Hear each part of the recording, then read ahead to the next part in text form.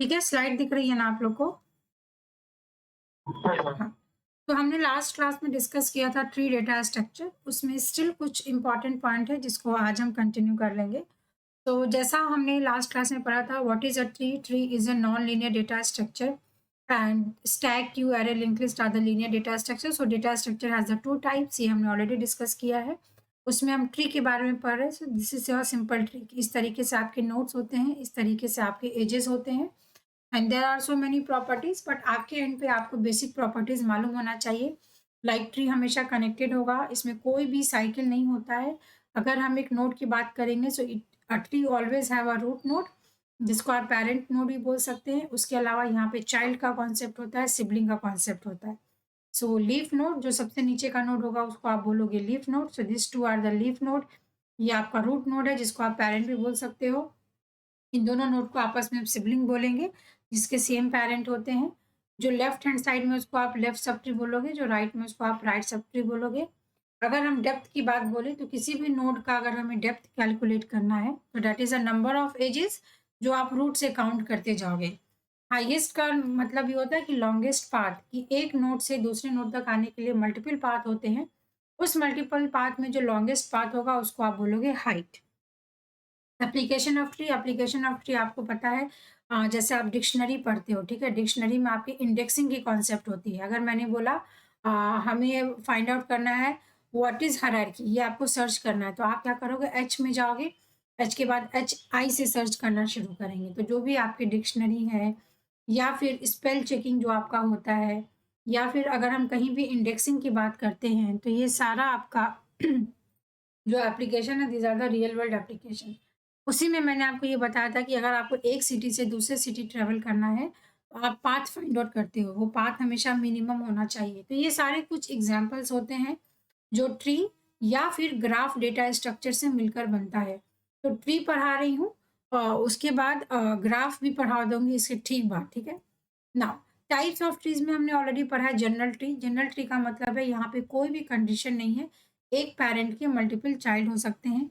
अगर binary tree की बात करें तो ऐसा ट्री जिसमें या तो 2 चिल्ड्रन होंगे, या तो 1 चिल्ड्रन होगा जो कि लेफ्ट में भी हो सकता है, राइट में भी हो सकता है, या फिर एक ऐसे भी पैरेंट होंगे जिनके कोई चाइल्ड एक्जिस्ट ना करे, तो इसको हम बोलेंगे बाइनरी ट्री। यहाँ से लेके यहाँ तक ऑलरेडी मैंने आपको बताया है, these all are the versions of binary tree. तो इन सब में ये सारी प्रॉपर्टी होगी, प्लस कुछ एडिशनल प्रॉपर्टी होती है, ठीक है? तो आपके पर्सपेक्टिव से ये उतना इम्पोर्टेंट नहीं है, बट कुछ चीज़ें याद रखिएगा। जैसे आपका अगर ये ट्री है, ठीक है? तो आप ये सब चीज़ें पढ़ सकते हो कि अगर हम इस ट्री की बात करते हैं, इसे हम बोलते हैं लेवल 0 पे। दैट इज़ जो आपका रूट है, रूट हमेशा लेवल 0 पे होगा। इसके अलावा ये लेवल 1 पे होगा, ये लेवल 2 पे होगा। तो आपसे सिंपली पूछ लेते हैं कि एक लेवल पे कितने मैक्सिमम नंबर ऑफ नोड्स हो सकते हैं? तो उसका फ़ॉर्मूला होगा कि जो भी लेवल है उसके पावर में 2 कर दोगे। ठीक है? अगर आपको ये पूछ देगा कि ये ट्री गिवन है, इसमें total number of leaf node कितने होंगे? तो total number of leaf node कितने होंगे? जितने भी आपके इंटरनल नोड है, उसमें आप +1 कर दोगे। Total number of nodes with 2 children +1। तो अगर इसी डायग्राम की बात करें, ये एक ऐसा रूट नोड है जिसका 2 चिल्ड्रन है, ठीक है? और ये भी एक ऐसा रूट है जिसके 2 चिल्ड्रन है। मतलब आपको यहाँ पे 2 नोड ऐसा मिला जिसके 2 चिल्ड्रन है, तो यहाँ पे +1 हो गया।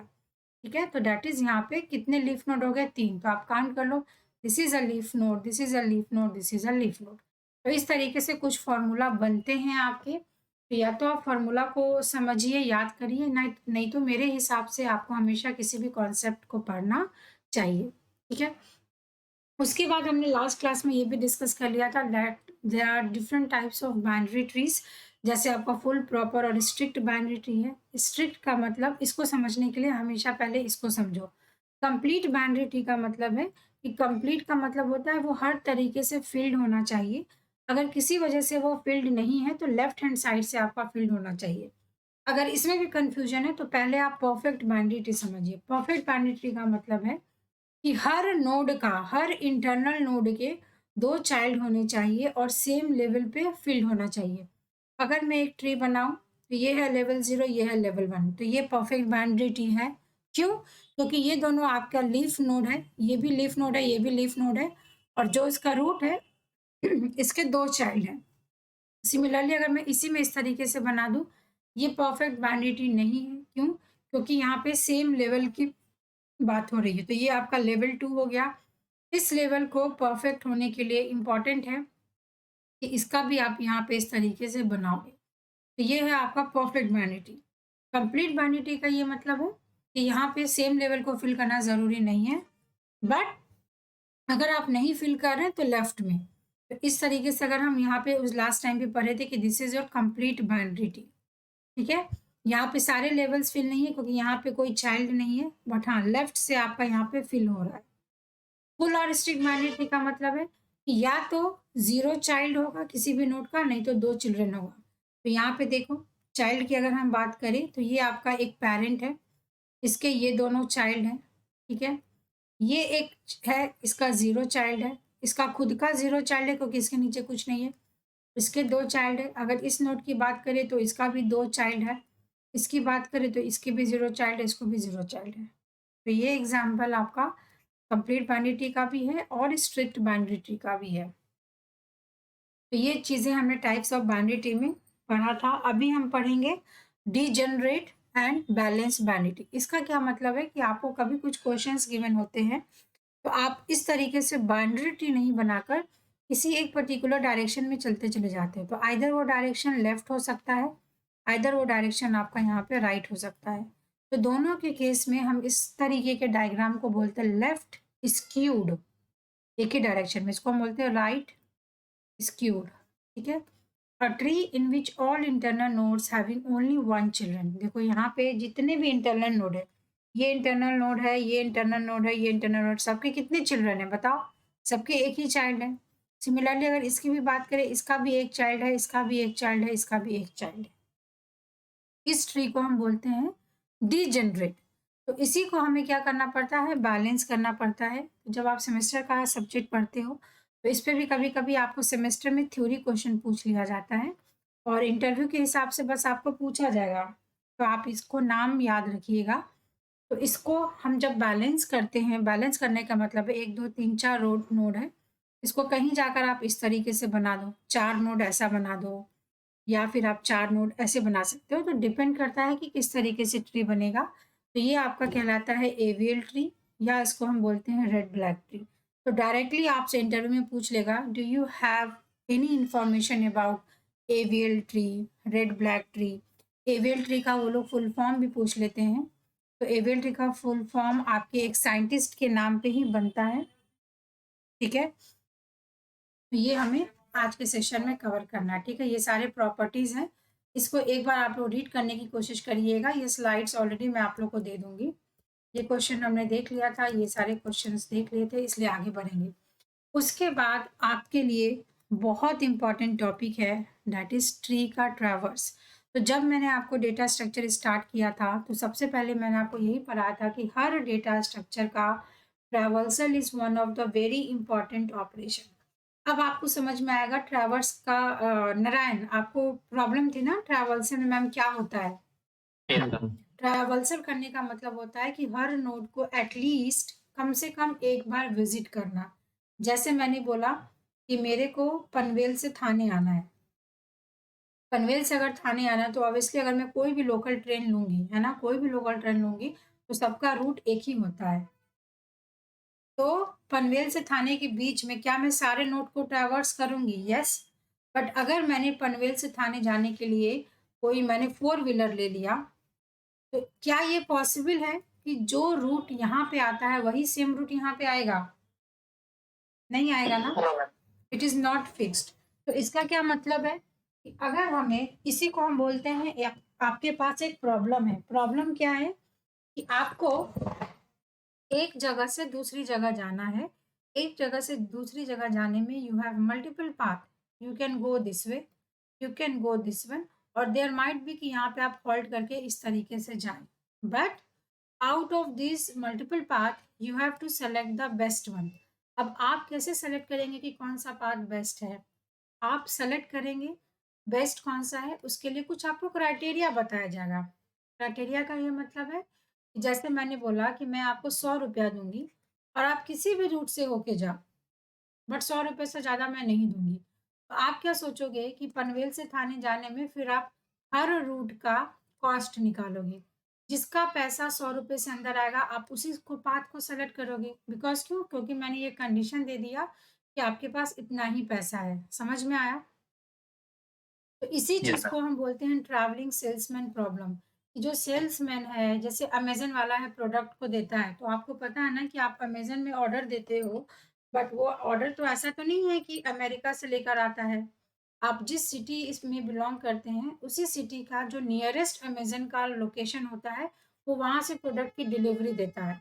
दैट इज़ व्हाई आपकी प्रोडक्ट आपकी 2 से 3 दिन में घर पहुँच जाती है। तो how they are following the route, तो वो जो रूट डिसाइड कर रहे हैं, जीपीएस लोकेशन ले रहे हैं या आपका कंप्लीट एड्रेस ले रहे हैं, वो कहीं ना कहीं पाथ फाइंड आउट कर रहे हैं। समझ में आ रहा है? तो ये जो आप नेचुरल चीजों में देख रहे हो कि ये पाथ फाइंड आउट करना, actually this is known as your tree traversal, और इसी को आप बोलते हो ग्राफ ट्रैवल्स। ये दोनों एक ही कॉन्सेप्ट है, ट्री या ग्राफ। ग्राफ में भी आप यही सब चीजें पढ़ते हैं, ट्री में भी यही सब चीजें आप पढ़ते हो। तो इसमें आपके ट्रैवल्सर में अगर हम ट्री की बात करेंगे, तो 3 इम्पोर्टेंट ट्रैवल्सल होता है जिसे हम बोलते हैं in order, pre order, post order. Now this is the same concept जो आपने स्टार्टिंग में पढ़ा था। अगर मैं 2 + 3 लिख दूँ, इसको हम बोलेंगे इनफिक्स ऑपरेशन। अगर मैं +2 3 लिख दूँ, इसको हम बोलेंगे प्रीफिक्स। क्यों हम बोलेंगे प्रीफिक्स? क्योंकि ऑपरेटर पहले आया है। अगर मैं 2 3 प्लस लिख दूँगी, तो इसको हम बोलेंगे पोस्ट फिक्स। क्या इतना आप लोग को क्लियर है? यस। हाँ, इसीलिए जो आपको स्टैक में क्वेश्चन दिया था, तो इसको हम बोलते हैं एक्सप्रेशन को इवैल्यूएट करना। समझ में आया? इसे हम बोलते हैं एक्सप्रेशन को इवैल्यूएट करना। तो वो आपको इसलिए नहीं समझ में आया क्योंकि आपको ये पढ़ाया नहीं है। इसी चीज़ को और बेटर तरीके से इवैल्यूएट करने के लिए we have to use 3 data structure. अब एक्सप्रेशन को इवैल्यूएट करना है, तो let us take an example. Example मैं ले लेती हूँ, 2 + 3 into 4 divided by 5 plus 1 divided by 6 multiply by 5 है। तो आपको being engineering student, you know how to solve this expression. इसको हम कंप्लीट एक एक्सप्रेशन बोलेंगे normal day to day life में। ठीक है? अगर मैं ये एक्सप्रेशन आपको इवैल्यूएट करने दूंगी, तो आपको पता है क्योंकि आपने अपने बचपन में पढ़ा है, there is a rule of BODMAS. BODMAS का एक रूल होता है, इसमें पहले ब्रैकेट को करो, फिर ऑपरेटर को करो, सो एंड सो। इस रूल से आपको पता है, इस रूल से आपको पता है कि मल्टीप्लाई और डिवाइड का प्रायोरिटी हाई होता है when we are comparing with plus and minus. Yes और नो? ठीक है? तो अगर ये चीज़ पता है, तो ये जब हम छोटे क्लास में थे तो हम इस तरीके से पढ़ते थे। बट जब आप बड़े हो गए, इंजीनियरिंग जब आप कर रहे हो, तो आपको पता है कि ये एक्चुअली में जो हमने अपने बचपन में भी पढ़ा था, इसको अगर हमें कंप्यूटर सिस्टम में इसका प्रोग्राम बनाना है, तो प्रोग्राम बनाने के लिए हमें स्टैक डेटा स्ट्रक्चर का ही यूज़ करना पड़ता है। कैसे? तो अब ये समझो। पहले छोटा सा समझा देती हूँ। लेट अस सपोज़ ये है एक्सप्रेशन और एक डिलीवरी, एक छोटा-सा एक्सप्रेशन है। ठीक है? तो हमें पता है हम इसको करेंगे 2 प्लस, अगर आप इसको डिवाइड करोगे तो ये आएगा 0 इंटू 2, और ये आएगा 2 + 0 दैट इज़ 2। क्या इतना सबको समझ में आया? अगर आप 3 को 4 से डिवाइड करोगे, ऑब्वियसली ये डिवाइड नहीं होगा, तो हम मान के चल रहे हैं दिस इज़ द इंटीजर। ठीक है? अभी मैं इतना बेसिक से आपको नहीं पढ़ाऊँगी, ये अज़्यूम करके आपको चलना है this is a integer value. तो अगर हम 3 को 4 से डिवाइड करेंगे तो डिवाइड नहीं होगा तो integer value we will get that is 0। तो यहाँ पे मैंने 0 लिख लिया। अब हमें पता है मैंने ये ऑपरेशन इसलिए इवैल्यूएट किया बिकॉज़ इसकी प्रायोरिटी हाई है when we are comparing to plus. इसकी और इसकी प्रायोरिटी, इसकी पहली प्रायोरिटी देंगे क्यों? क्योंकि इसकी और इसकी सेम प्रायोरिटी है, बट ये पहले आया है इसलिए इसको पहले सॉल्व करेंगे, सेकंड में इसको सॉल्व करेंगे, थर्ड में इसको सॉल्व करेंगे। इतना आप लोग को क्लियर है? तो जब हमने पहले इसको सॉल्व किया 0 आया, फिर इसके बाद इसको सॉल्व करेंगे तो ये 0 आ जाएगा और ये आ जाएगा 2। अब इसी को देखो, अगर आपसे कॉम्पिटिटिव एग्ज़ाम में ये पूछ लेता है कि इस एक्सप्रेशन को स्टैक से करना है, तो आपसे कुछ स्टेप्स पूछ लेते हैं। जैसे क्या होगा? सबसे पहले एक वो होता है एक्सप्रेशन इवैल्यूएशन, तो उसको बोलते हैं एक्सप्रेशन को कन्वर्ट करना। तो क्या होगा? ये स्टैक है। स्टैक में रूल ये बोलता है कि जो भी ऑपरेंड है, मतलब जो भी ऑपरेंड है, ऑपरेंड आपका क्या है 2, 3, 4, उसको स्टैक में डालते जाओ, उसको स्टैक में पुश करते जाइए और जैसे ही आपको ऑपरेटर मिलेगा, आपको क्या करना है? पॉप करना है और एक्सप्रेशन को इवैल्यूएट करना है। सिर्फ ये 2 चीज़ें याद करना है। क्या बोला मैंने? कि अगर कोई सिंबल आएगा तो आप उसको पॉप करोगे। पॉप करने का मतलब उसको डिलीट करेंगे और अगर कोई ऑपरेंड आएगा तो आप उसको स्टैक में पुश करेंगे, मतलब कि ऐड करेंगे। क्या समझ में आया? तो स्टेप 1 में क्या होगा? स्टेप 1 में हमने पढ़ा है कि सबसे पहली बार जब आप स्टैक क्रिएट करोगे तो टॉप की वैल्यू है -1, ठीक है? इसका मतलब हम चेक कर लेंगे, हमें सबसे पहले क्या मिला? 2। हमको जैसे ही 2 मिलेगा, पहले हम चेक करेंगे कि क्या टॉप की वैल्यू -1 है? अगर हमें ये दिख रहा है कि टॉप की वैल्यू -1 है, इसका मतलब अभी कोई भी एलिमेंट स्टैक में प्रेज़ेंट नहीं है, तो हम चुपचाप 2 को यहाँ पे इंसर्ट कर देंगे। इतना समझ में आया? ठीक है। उसके बाद हमारा स्टेप 2 में क्या आएगा? स्टेप 2 में हमारा आएगा प्लस। जैसे ही कोई प्लस मिलेगा आप पॉप करोगे, तो ये यहाँ से पॉप हो जाएगा, तो ये पॉप होगा, मतलब अगर यहाँ पे समझो स्टेप में प्लस आया तो ये पॉप होगा, तो मतलब 2 यहाँ पे निकल के बाहर आ गया। उसके बाद फिर से 3 आएगा, तो यहाँ पे 3 आ गया। 3 आ गया, तो यहाँ पे उसके बाद आपका है डिवाइड, तो ये फिर से यहाँ से पॉप होगा। 2 प्लस 1 सेकंड, मैंने यहाँ पे कुछ 2 प्लस मैं एक्चुअली ये मैं उल्टा कर रही हूँ, ये गिवन एक्सप्रेशन नहीं, 1 सेकंड, ये एक्सप्रेशन ऐसे होता है, स्टैक में आपका ऐसे जाएगा, ये 2 प्लस है ना, हमने पहले 3 डिवाइडेड बाय 4 किया, तो लेट अस सपोज़ मैं इसको पोस्टफिक्स में कन्वर्ट कर रही हूँ। मैं क्या कर रही हूँ, इनफिक्स को, ये इनफिक्स है ना, इनफिक्स को पोस्टफिक्स में कन्वर्ट कर रही हूँ, तो 3, 4 होगा, ये डिवाइड होगा। उसके बाद अभी तक मैंने इसको नहीं टच किया है, इसको नहीं टच किया, तो मैं इसको सर्किल बना देती हूँ। 2 प्लस 3, 4 पहले डिवाइड होगा, उसके बाद ये जो भी इवैल्यूएट होगा, ये 2 के बाद यहाँ पे आएगा मल्टीप्लाई, क्योंकि पोस्टफिक्स है। उसके बाद यहाँ पे आएगा 2, 3, 4 और ये प्लस सबसे बाद में चला जाएगा, 2 मल्टीप्लाई प्लस। ये समझ में आया आप लोग को कैसे किया मैंने? तो दिस वाज़ द क्वेश्चन जो मैंने टेस्ट में दिया था। टेस्ट में मैंने दोनों तरफ से क्वेश्चन दिया था कि अगर मैंने बोला ये 2 प्लस 3 है, this is the infix operation, इसको आपको कन्वर्ट करना है इन पोस्टफिक्स। पोस्टफिक्स में कन्वर्ट करने का मतलब है कि पहले ऑपरेंड को लिखिए, उसके बाद ऑपरेटर को लिखिए। तो this was the question. Question के अकॉर्डिंग हमने सबसे पहले बॉडमास रूल से इसको सॉल्व किया। तो आपको ये समझना है कि ये जो लॉजिक मैंने लगाया, एक्चुअली आपके कंप्यूटर सिस्टम में इसी तरीके से इम्प्लीमेंट होता है। तो सबसे पहले 3, 4 आपका इवैल्यूएट हुआ, तो इसलिए मैंने 3, 4 को एक साथ लिखा और डिवाइड का जो सिंबल है उसको बाद में ले गए। तो क्या ये 3 डिवाइडेड बाय 4 ये इनफिक्स ऑपरेशन है, इसका पोस्टफिक्स क्या होगा बताओ? पोस्टफिक्स मतलब ऑपरेटर को बाद में ले जाओ, तो क्या ये नहीं होगा?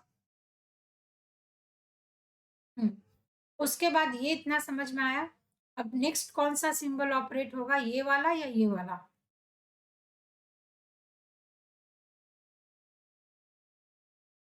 मल्टी मल्टीप्लाई होगा, क्योंकि मल्टीप्लाई की प्रायोरिटी हाई है।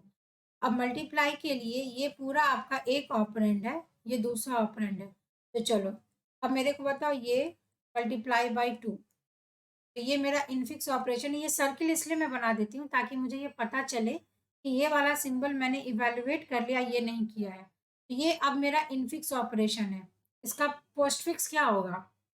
पहले ऑपरेंड को लिखो, तो 3, 4 ये 2 मल्टीप्लाई, ये है इसका पोस्टफिक्स कन्वर्जन। ये पूरा आपका एक है।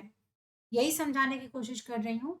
स्टेप 1 में आपने ये कन्वर्ट कर लिया। स्टेप 2 के लिए ये पूरा आपका एक ऑपरेंड है। इस ऑपरेंड को इस 2 के साथ आप मल्टीप्लाई कर रहे हैं, तो ये इनफिक्स हो गया, क्योंकि इसके और इस दोनों के बीच में सिंबल है। तो जब पोस्टफिक्स निकालोगे तो पोस्टफिक्स में क्या होगा, ये मल्टीप्लाई बाद में चला जाएगा। तो बाद में चला जाएगा, इसका मतलब आप लोग ये नहीं लिखेंगे। समझ रहे हैं? Don't get confused between this and this. क्योंकि आप 3 4 के बाद और यहाँ पे डिवाइड एक सिंबल है जिसको आप इग्नोर नहीं कर सकते। तो जब आप स्टेप 2 में कर रहे हो तो आप सिर्फ 3 4 ऑपरेंड नहीं है, आपके लिए ये पूरा ऑपरेंड है। समझ में आया? इसीलिए जब आप इसको पोस्टफिक्स में कन्वर्ट कर रहे हैं तो ये है फर्स्ट ऑपरेंड, ये है सेकंड ऑपरेंड जो इसके बाद आएगा और फिर मल्टीप्लाई यहाँ पे आएगा। क्या ये आप लोग को समझ में आया? अगर ये समझ में आया तो इसका मतलब ये समझ में आया। इसीलिए जब आप स्टेप 3 करेंगे, स्टेप 3 के लिए अब ये पूरा आपका एक ऑपरेंड है, यहाँ से लेके यहाँ तक, यहाँ से लेके यहाँ तक आपका एक ऑपरेंड है।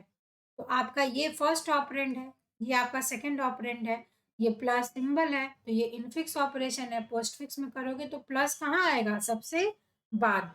तो पहले यहाँ 2 आ गया, उसके बाद ये पूरा ऑपरेंड इधर खिसका के ले आओ, तो 3 4 डिवाइडेड बाई 2 मल्टीप्लाई, क्योंकि यहाँ तक आपका निकला और प्लस यहाँ बाद में आ गया। तो now this is the postfix expression of the given question. अब ये पोस्टफिक्स एक्सप्रेशन गिवन है। अब यहाँ पे मैं उस टाइम उल्टा बता रही थी, अब मैं आपको बताती हूँ स्टैक की मदद से कैसे इसको इवैल्यूएट करेंगे। तो यही आपसे कॉम्पिटिटिव एग्जाम में पूछते हैं क्या, और ये क्वेश्चंस मल्टीपल चॉइस क्वेश्चंस में भी कहीं कहीं पे पूछ लिया जाता है। तो देखिए, अब इसको ऐसे सॉल्व करेंगे कि यहाँ से एक एक करके आप स्टैक में पुश करना शुरू करो। आपका है 2 3 4, बहुत ध्यान से देखो, बहुत ध्यान से देखिए, ये है। तो स्टेप 1 में 2 आएगा, चला आएगा। क्यों? क्योंकि हमने क्या पढ़ा, अगर ऑपरेंड है तो स्टैक में पुश करिए, तो 2 आ गया। ठीक है, नेक्स्ट क्या आएगा? 3, तो स्टेप 2 में यहाँ पे आ गया 3। नेक्स्ट क्या आएगा? 4, यहाँ आ जाएगा 2 3 4। यहाँ तक समझ में आया? यहाँ तक हमने कर लिया, तो यहाँ तक मैं कैंसिल कैंसिल कैंसिल मार दी। यहाँ तक क्लियर है? ठीक है, उसके बाद मेरे को क्या आया, अब यहाँ पे आपका आ गया divide operator. Divide is operator, operator में क्या करना है हमको? पॉप करना है। तो मैं कलर चेंज कर लूंगी। जैसे ही मेरे को डिवाइड मिला तो यहाँ से पॉप होगा, तो पॉप हुआ 4, तो 2 बार पॉप करते हैं। पॉप होगा 4 और पॉप होगा 3, और इसके बीच में है डिवाइड। पहला पॉप किया, इधर लिखा, दूसरा पॉप किया, इधर लिखा, और जो ऑपरेटर आया उसको यहाँ पे लिखा। इस दोनों को इवैल्यूएट करके क्या मिला हमें? 0। ठीक है, तो जो आपको इवैल्यूएट करके मिलता है उसको हम फिर से क्या करते हैं, इंसर्ट कर देते हैं स्टैक में। तो ये दोनों यहाँ से निकल चुका है। स्टैक में भी क्या है? 2, क्योंकि ये दोनों निकल चुका है। और यहाँ पे तुमको मिला रिजल्ट, रिजल्ट इज 0, तो अगेन उसको इंसर्ट कर दो, तो यहाँ पे आ गया 0। ये समझ में आया स्टेप? जो भी ऑपरेंड आएगा उसको पुश करते जाएंगे। जैसे ही ऑपरेटर आएगा तो ऑपरेटर केस में पॉप करेंगे और इवैल्यूएट करेंगे। तो इवैल्यूएट करने के लिए 2 ऑपरेंड चाहिए कि नहीं चाहिए? क्योंकि आपको पता है divide is a binary operator. Divide कैसे करेंगे? यहाँ पे भी कुछ चाहिए और यहाँ पे भी कुछ चाहिए ना डिवाइड करने के लिए। इसीलिए हम 2 बार पॉप करेंगे। जो पहला एलिमेंट है वो यहाँ पहले आएगा, उसके बाद यहाँ पे ये लिखने का तरीका आपको मालूम होना चाहिए। और जो रिजल्ट आया उस रिजल्ट को फिर से इंसर्ट कर दो, किसमें? स्टैक में। तो यहाँ से 0 हमने इंसर्ट कर दिया, तो क्या ये वाला सिंबल हमारा यहाँ पे हो गया? नेक्स्ट सिंबल क्या आएगा? नेक्स्ट सिंबल क्या है यहाँ पे? 2। नेक्स्ट सिंबल यहाँ तक कर लिया ना हमने, अब आया 2, तो यहाँ पे आ जाएगा 2। ठीक है, 2 के बाद क्या मिला? इस मल्टीप्लाई मिला। अब जैसे ही आपको मल्टीप्लाई मिला, क्या करेंगे? पॉप करेंगे। तो ये पॉप होगा, तो यहाँ लिख लो 2 लिख लो। ये मल्टीप्लाई होगा दूसरे एलिमेंट से 0 से, रिजल्ट आएगा 0। इंसर्ट कर दो स्टैक में। तो पहले से यहाँ पे 2 है, ये वाला 2, और यहाँ पे आ गया 0, ये भी हो गया। उसके बाद बचा प्लस, तो यहाँ प्लस लिख दो। तो 0 + 2 दैट इज 2। क्या ये दोनों आंसर सेम है?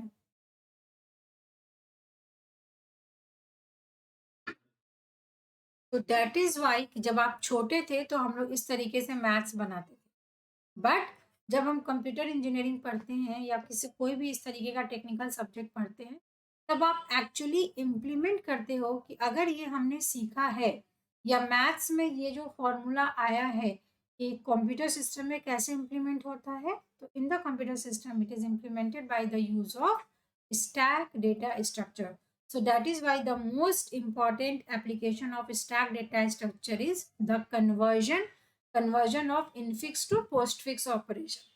तो यहाँ से आप इन किसी भी एक्सप्रेशन को इनफिक्स से पोस्टफिक्स में भी कन्वर्ट कर सकते हो। तो ये इसका पहला एप्लीकेशन हो गया। दूसरा एप्लीकेशन है कि कोई भी अगर आपको पोस्टफिक्स ऑपरेशन गिवन है, ये पोस्टफिक्स एक्सप्रेशन है ना, कोई भी पोस्टफिक्स एक्सप्रेशन अगर आप गिवन है, आप उसको इवेल्युएट कर सकते हैं। क्या हमने इसको इवेल्युएट करके इसका रिजल्ट निकाल लिया। So this is your stack data structure. Very very very important. stack आपको पूरा स्लाइड का पढ़ाया, बट ये वाला एक टॉपिक रह गया था। तो ये चीज है आपका कन्वर्जन, इसको बोलते हैं कन्वर्जन, या आप इसको बोल सकते हो एक्सप्रेशन का इवेल्युएशन। ना आपको कई सारे क्वेश्चन मिल जाएंगे तो एक्सप्रेशन इवेल्युएशन के पूछे जाते हैं। तो अब जो आपने टेस्ट दिया है, उस टेस्ट में ऐसे जो क्वेश्चंस गिवन है, now try to solve it. समझ में आया। एक बार जो वो क्वेश्चन दिया है उसको फिर से अब देखना। तो ये समझ में आया। इसी चीज का एडवांस चीजें हम पढ़ते हैं ट्री ट्रैवल। सेम चीज है। ट्री का मतलब है, देखो ये हम बना दिए ट्री।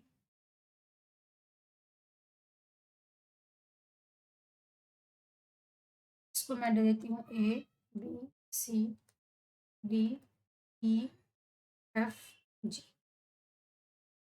इन ऑर्डर का मतलब है सबसे पहले लेफ्ट को ट्रैवर्स करो, मतलब लेफ्ट सब ट्री। इनका मतलब, यहाँ पे इनका मतलब जिस तरीके से वहां पे हम ऑपरेटर को प्रेसिडेंस दे रहे थे, यहाँ पे रूट को देंगे, रूट नोड को। तो पहले लेफ्ट सब ट्री को ट्रैवर्स करो, फिर रूट को, और फिर राइट को। तो यहाँ पे रूट का हम पोजीशन फिक्स करते हैं। प्री ऑर्डर का मतलब है पहले रूट को ट्रैवर्स करो, फिर लेफ्ट को, फिर राइट को। और पोस्ट का मतलब है रूट को बाद में करो, मतलब पहले लेफ्ट, फिर राइट, और फिर रूट। अब आप बोलोगे मैम ये तो याद ही नहीं होगा। याद कैसे नहीं होगा भाई, इतना इजी है याद करना। दैट इज, इन का मतलब होता है बीच में, तो यहाँ पे रूट की पोजीशन हो गई मिडिल में। प्री का मतलब होता है पहले, तो रूट का पोजीशन हो जाएगा पहले। पोस्ट का मतलब होता है बाद में, इसीलिए रूट का पोजीशन होता है बाद में। और हमेशा सीक्वेंस में हमारे बोलने की हैबिट होती है कि पहले लेफ्ट फिर राइट। तो लेफ्ट फिर राइट, लेफ्ट फिर राइट, फिर लेफ्ट फिर राइट। क्या याद हो गया सबको। बोलोगे नहीं। चलिए अब ट्राई करके मेरे को बताइए। This is the example given.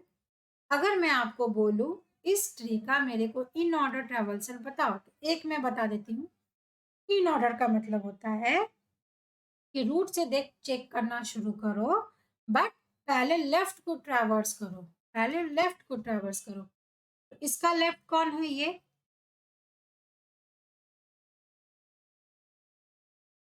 Yes और नो। इसका लेफ्ट है ये। तो मेरे को बताओ एक्सट्रीम लेफ्ट में आपको कौन सा मिला, डी। उस एक्चुअली ये जो मैंने लिखा है, this is known as your algorithm. क्या डी के नीचे कुछ और है, तो क्या हम इसके नीचे और कुछ देख चेक करने जाएंगे, नहीं। अरे एलिमेंट ही नहीं है तो क्या चेक करने जाएंगे, नहीं जाएंगे। तो ये हमारा हो गया डी। अब एल्गोरिदम क्या बोलता है, अगर आपने लेफ्ट को ट्रैवर्स कर लिया, उसके बाद नेक्स्ट किसको ट्रैवर्स करना है, रूट को। तो मेरे को बताओ डी का रूट कौन सा है, डी का रूट है बी। Very good. तो रूट ट्रैवर्स करने के बाद उसका राइट, तो बी का राइट कौन सा है, बी का राइट। बी कहाँ पे है, ये है बी का लेफ्ट, ये है बी का राइट। तो ई होगा या ए होगा, बहुत ध्यान से समझिए। These are very advance topic and इतना डेप्थ में आपको नहीं पूछेगा। मैं अभी भी बोल के देती हूँ, ये जो मैं आपको पढ़ा रही हूँ, this is a question of university. कभी भी आपको इसका ना प्रोग्राम देगा इंटरव्यू में, ना ही कभी वो आपको, बहुत रेयर चांस है कि आपसे वो इस तरीके से बोलेगा ऑन पेपर बनाइए। But yes, in the interview they can ask you what do you mean by tree traversal, कितने टाइप्स के ट्री ट्रैवर्सल होते हैं, और आपसे सिंपली पूछ लेंगे अच्छा एबीसी है बताओ कैसे करेंगे। तो बहुत ध्यान से समझिए, इन ऑर्डर समझा रही हूँ। इन ऑर्डर का मतलब दिस इज द एल्गोरिदम, इन का मतलब बीच में, तो बीच में आएगा रूट, फिर लेफ्ट और फिर राइट। तो किसी भी पोजीशन से आपको स्टार्ट करना है ट्री में। ट्री में हमेशा ध्यान रखना कि हर काम रूट से शुरू होता है, हर काम रूट से शुरू होता है। तो हम जाएंगे पहले रूट नोड पे, तो रूट नोड है हमारा ए, ठीक है। बट एल्गोरिदम क्या बोलता है कि इन ऑर्डर में आप स्टार्ट करिए रूट से ही, बट पहले लेफ्ट वाले को ट्रैवर्स करिए। ट्रैवर्स करने का मतलब होता है उसको विजिट करना है आपको। तो ए है रूट नोड, ये है रूट नोड, इसका लेफ्ट कौन सा है ये, और ये है इसका राइट। समझ में आया पहले। अब आपको दिख रहा है कि भाई इसके नीचे भी कुछ है, तो इसके नीचे जो है इसके लिए ये हो गया रूट एलिमेंट, तो इसका हो गया ये लेफ्ट, इसका ये हो गया राइट। तो विच इज द एक्सट्रीम लेफ्ट, तो आपको मिला एक ये पॉइंट है, ठीक है। इसका लेफ्ट इसके राइट में कुछ है तो नहीं है, तो यहीं पे स्टॉप हो जाएंगे। Now D is the extreme left, तो आपको एक वैल्यू मिल गया लेफ्ट का। अब आपने पढ़ा, इसको बैक ट्रैक करो, बैक ट्रैक करके यहाँ चले आए। लेफ्ट के बाद किसको विजिट करना है, रूट को। एल्गोरिदम बोलता है इन ऑर्डर का, तो root element is the B, तो यहाँ से हमने बी को ट्रैवर्स कर लिया, रूट को ट्रैवर्स कर लिया। नेक्स्ट हमारा एल्गोरिदम क्या बोलता है, राइट को करिए। तो बी का राइट क्या है, यहाँ लिखा भी है ई। नाउ अल्टीमेटली आपने क्या किया, you have traverse all the left node of A. अब ये जो ए है, ए का जो लेफ्ट में था, this is known as your left sub tree. क्या हमने रूट के सारे लेफ्ट को विजिट कर लिया। देखो यहाँ पे डी आ गया, बी आ गया, ई आ गया, तो यही सारे लेफ्ट में है ना। तो ultimately we have visited all the left sub tree. इतना समझ में आया सबको। तो अब यहाँ पे सब ट्री की बात हो रही है, पहले हम लोग ने एकदम ट्री को देखा, छोटे छोटे छोटे से करके देखा। अब एल्गोरिदम के हिसाब से आपने ये ट्रैवर्स कर लिया, ये कर लिया, ये कर लिया, ठीक है। फिर से बैक ट्रैक करके यहाँ पे चले आए ए पे।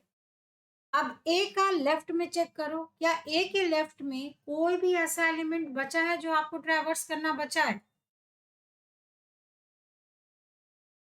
नो, क्योंकि हमने ट्रैवर्स कर लिया, तो ये एल्गोरिदम खत्म। तो किसको ट्रैवर्स करो, रूट को। मतलब हर एलिमेंट का देखो, ये जो है ना, this is the algorithm, this algorithm is use to check for each and every node. क्या बोला मैंने, हर एक नोड के लिए आपको ये एल्गोरिदम फॉलो करना है। इसीलिए हमने पहले डी को चेक किया, डी के लेफ्ट राइट में कुछ है ही नहीं, तो कुछ है ही नहीं तो इसको ट्रैवर्स करो। फिर इसके एक स्टेप ऊपर गए, तो इसके लेफ्ट में विजिट कर लिया, लेफ्ट के बाद इस रूट को विजिट किया, फिर यहाँ पे किया। ये जब पूरा ट्रैवर्स हो गया तो हम रूट नोड पे गए। फिर यहाँ से हम चेक कर रहे हैं क्या इसके लेफ्ट वाला सब विजिट हो गया, यस। तो उसके बाद रूट को विजिट कर लो, तो हम यहाँ रूट को विजिट कर लिए, ठीक है। तो यहाँ तक हो गया। इसके बाद हमारी एल्गोरिदम क्या बोलती है, राइट को विजिट करो। अब इसके राइट में हम आए तो क्या हम यहाँ पे सी लिख देंगे,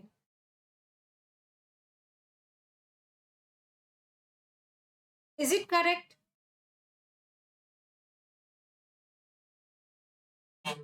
वाई,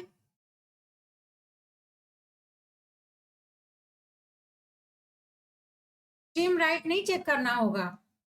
आपने ए को विजिट कर लिया, ठीक है, ए यहाँ पे आ गया, मतलब ये आपकी विजिटेड नोड का एरे बनता जा रहा है। Now this is your array. इस एरे में डी आ गया, बी आ गया, ई आ गया, ए आ गया, ठीक है। आप अब आ गए यहाँ पे, मैं आ गई यहाँ पे, खड़ी हो गई। ना this is a node, simply समझो this is a node, left right मत समझो, दिस इज अ नोड। तो एल्गोरिदम क्या बोलता है, आप क्या कर रहे हो, इन ऑर्डर कर रहे हो। इन ऑर्डर का एल्गोरिदम क्या बोलता है, जब आप किसी भी नोड पे जाएंगे पहले लेफ्ट को विजिट करो। तो जब आप सी पे आए, सी का लेफ्ट कौन सा है, एफ है ना। तो सी नहीं होगा, यहाँ पे क्या होगा, एफ होगा। समझ में आया मैंने कैसे लिखा।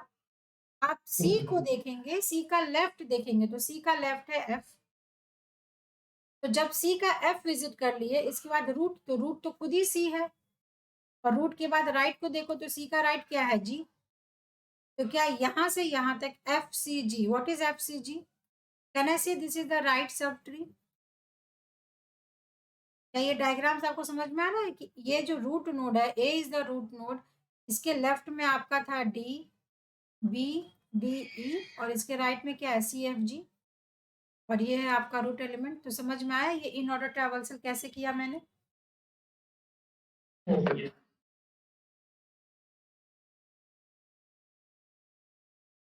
This is the in order traversal of the given diagram. फिर से सुनो, वेरी इंपॉर्टेंट, किसी भी नोड का आपको हर नोड पे जाना है सबसे पहले, और उस नोड पे जाकर आपको वो टास्क परफॉर्म करना है। तो अगर इन ऑर्डर क्वेश्चन में पूछा है, इन ऑर्डर का मतलब कि पहले इस नोड का सब सारे लेफ्ट को विजिट कर लो, सारे लेफ्ट को। जब सारे लेफ्ट विजिट हो गए तो फिर से रूट को विजिट कर लो, रूट को विजिट करने के बाद सारे राइट को विजिट कर लो। This is in order. इसको ध्यान में रखकर अब इसी इसी गिवन ट्री को मैं यहाँ पे बना दे रही हूँ फिर से। इसका मेरे को प्री ऑर्डर निकालो। तो this is A, this is B, this is C, this is D, E, F, G. Pre order का क्या मतलब है? किसी भी नोड को सेलेक्ट करिए, पहले आप रूट को ही विजिट कर लीजिए, फिर उसका लेफ्ट, फिर उसका राइट। बताओ मेरे को एरे में मैं क्या लिखते जाऊं? तो दोनों लोग अपना अपना बनाओ, नहीं मैं नहीं लिखूंगी, आप दोनों अपना अपना बनाइए और मेरे को आंसर बताइए। Today we have 2 members in the class. हाँ, 2 ही मेंबर है, चलिए दोनों लोग अपना अपना आंसर बताइए, सॉल्व करके बताइए, सॉल्व करिए जल्दी जल्दी। एक सेकेंड रुको।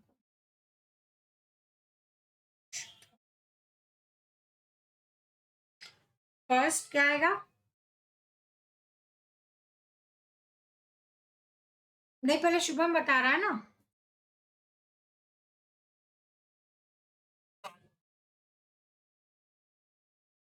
हर नोड पे जाना है, हर नोड पे जाना है, हमेशा स्टार्ट करना है रूट नोड से।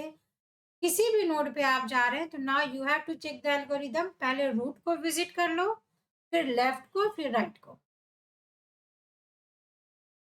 फिर डी। हाँ,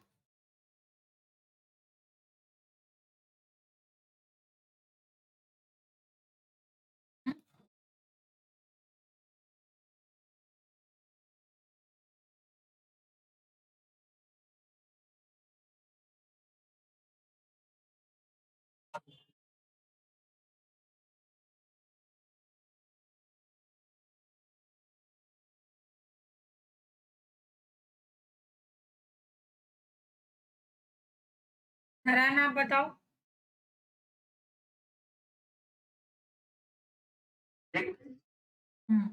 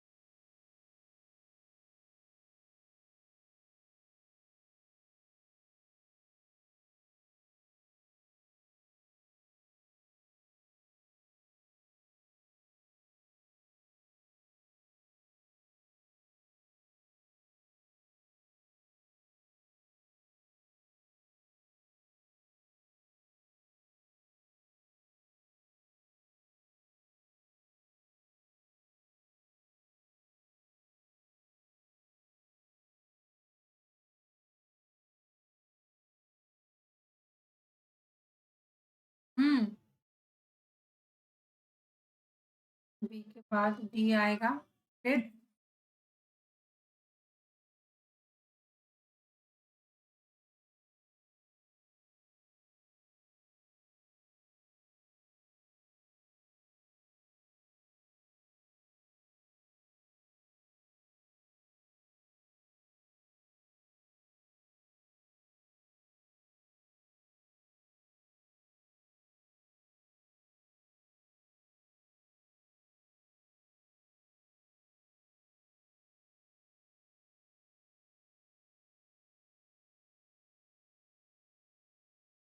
आपका सेम आंसर है नारायण या कुछ चेंज करना है?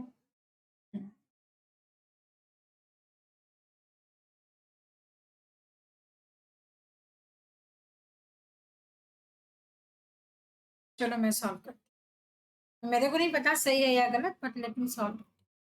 सी, नाउ एल्गोरिदम के according we will start with root node. ये समझ में आया? So in the given figure which is the root node A. ठीक है, नहीं समझ में आ रहा तो एकदम ध्यान से देखो। रूट नोड आपको क्या मिला? पहले ए। ठीक है, रूट नोड ए है। अब प्री ऑर्डर ट्रैवल्सल क्या बोलता है कि पहले रूट को ही विजिट कर लो। अब ये है मेरा एरो जो आंसर है। ठीक है, पहले रूट को ही विजिट कर लो, तो मैं ए को विजिट कर ली। जैसे ही आप ए को विजिट कर लोगे तो ऐसे हम लोग एग्जाम में इसको काट देते हैं ताकि हमको कंफ्यूजन ना हो। अब रूट के बाद एल्गोरिदम क्या बोलता है? लेफ्ट में जाइए। तो अब मेरा नेक्स्ट रूट एलिमेंट क्या है? बी है कि नहीं है? तो बी में आ गए। तो ये हम नोड सेलेक्ट कर रहे हैं। आप यहाँ पे पहले नोड सेलेक्ट कर रहे हो और ये आप यहाँ पे ट्रैवर्स करके यहाँ पे आंसर लिख रहे हैं। ठीक है, बी आया। एल्गोरिदम के अनुसार पहले रूट को विजिट कर लीजिए। तो भाई रूट तो बी ही है, तो बी को भी विजिट कर लिए, तो ये भी कैंसिल हो गया। रूट के बाद किसको विजिट करना है? लेफ्ट को। तो जो बी को हमने अभी विजिट किया था उसके लेफ्ट में क्या है बताओ? उसके लेफ्ट में है डी। डी भी विजिट हो गया। अब डी के नीचे तो कुछ है ही नहीं, इसमें तो कुछ देखना ही नहीं था। यहाँ से हम क्या करेंगे? जब ये पूरा लेफ्ट हो गया, एल्गोरिदम क्या बोलता है? राइट। तो यहाँ से जब आप बैक ट्रैक करके ऊपर गए तो बी का राइट क्या है? ई। तो ये भी विजिट हो गया। विजिट होने का मतलब तुम समझो तुमने इसको ट्रैवर्स कर लिया। क्या ये सारे नोड हमारे लेफ्ट वाले ट्रैवर्स हो गए? रूट भी हो गया, पर हमने शुरू तो रूट से ही किया था, है ना? अब जो बचा है उस पे जाओ। तो बचा है कौन सा? सी। एल्गोरिदम क्या बोलता है? नोड जो है उसी को पहले रूट को विजिट कर लो। तो विजिट कर लिया सी को। सी के बाद अगर रूट विजिट हो गया, इसके लेफ्ट में जाओ तो लेफ्ट में है एफ और फिर है जी।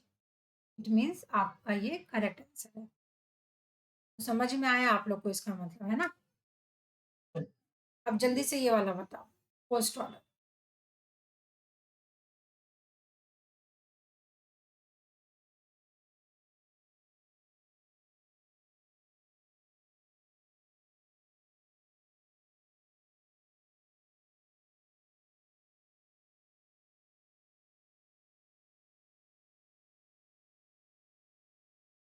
चलिए पोस्ट ऑर्डर बता दीजिए।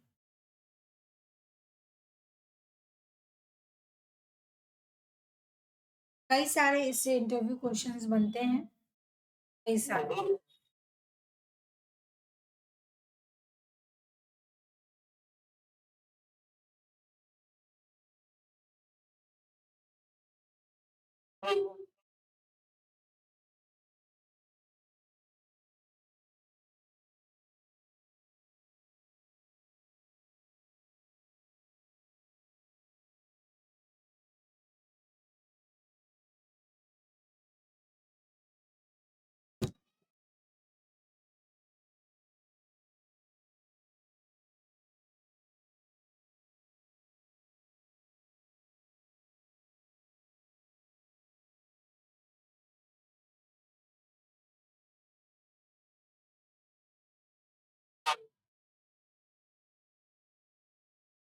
कर लेते हैं। आपका भी नारायण कुछ अलग है या सेम है?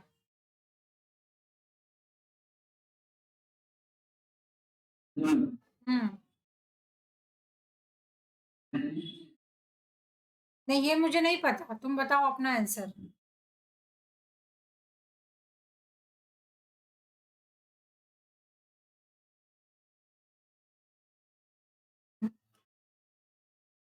ठीक है, अब हम चेक कर लेते हैं इसको।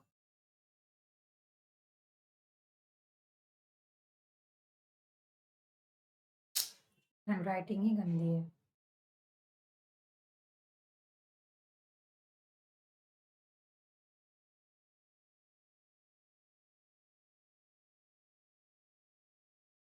चलो ना, यहीं से नोट लेते हैं। सबसे पहले मैंने रूट नोड उठाया ए। ठीक है, ए उठाया। हम पोस्ट ऑर्डर कर रहे, पोस्ट ऑर्डर का मतलब सबसे बाद में आएगा। सो एक नोड उठाया, उसके लेफ्ट में कौन सा है, उसके लेफ्ट में है बी। तो क्या बी चाइल्ड नोड है? नहीं, क्योंकि बी के नीचे भी कुछ है, तो हम बी को तो नहीं लिखेंगे। फिर इसका देखो लेफ्ट में है, इसका लेफ्ट में है डी, इसके चाइल्ड है? नहीं है, इसका मतलब ये आपका लास्ट नोड है। लास्ट नोड है। अब एल्गोरिदम चेक कर, पहले आप एक्सट्रीम वैल्यूज पे जाओ, फिर एल्गोरिदम चलेगा। तो लेफ्ट, तो yes this is the extreme left, तो ये आपका सही है। ठीक है? ये नोड काट दिया, काट दिया एल्गोरिदम के हिसाब से। अब राइट को देखो, इसी नोड पे जब हम हैं, क्योंकि इसी नोड का ये लेफ्ट है और ये राइट है, तो राइट को विजिट कर लो, तो राइट हो गया ई, मतलब ये भी सही है।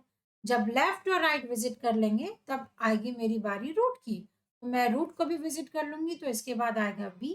Now this is the entire left जो हमने कवर कर लिया। अब हम यहाँ से फिर से एक स्टेप ऊपर बैक ट्रैक करके यहाँ जाएंगे।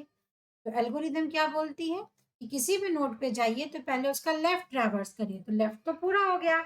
उसके बाद इसके राइट में जाइए, तो इसके राइट में गए तो ये नोड आया सी, सी आया तो सी को क्या ट्रैवर्स करेंगे? नहीं, इसके भी लेफ्ट में जाएंगे, चेक करेंगे, तो इसके लेफ्ट में है ये, इसके नीचे कुछ भी नहीं है, तो एल्गोरिदम के हिसाब से लेफ्ट को ट्रैवर्स कर लो, तो बी ट्रैवर्स हो गया, एफ ट्रैवर्स हो गया, तो ये हो गया एफ।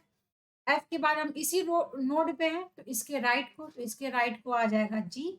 जब लेफ्ट और राइट हो गया, लेफ्ट और राइट हो गया तो रूट को, तो रूट हो गया सी, और उसके बाद एक्सट्रीम रूट, तो ये हो गया ये। तो क्या आप लोग को ये समझ में आया? अब इस तीनों ऑर्डर से देखो, यहाँ पे कंक्लूजन में बता देती हूँ, this is your in order, this is your pre order, and now this is your post order. अब देखो पोजीशन जो रूट का है, क्या ये हमको रूट मिडिल में आई है? यस और नो? प्री ऑर्डर में क्या हमें रूट सबसे पहले पोजीशन पे आया है? यस। क्या पोस्ट ऑर्डर में रूट सबसे लास्ट पोजीशन में आया है? यस।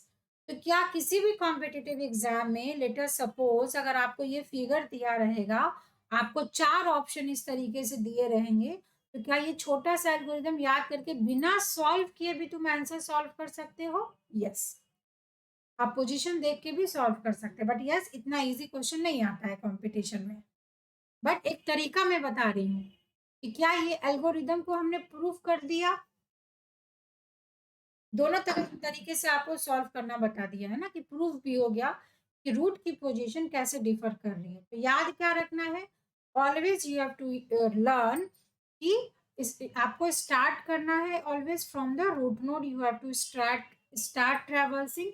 जब आप स्टार्ट करते हैं रूट नोड से, एल्गोरिदम को फॉलो करना शुरू करते हैं, तो हर नोड को आपको एज अ कंसिडर करना है, एज अ रूट नोड, है ना।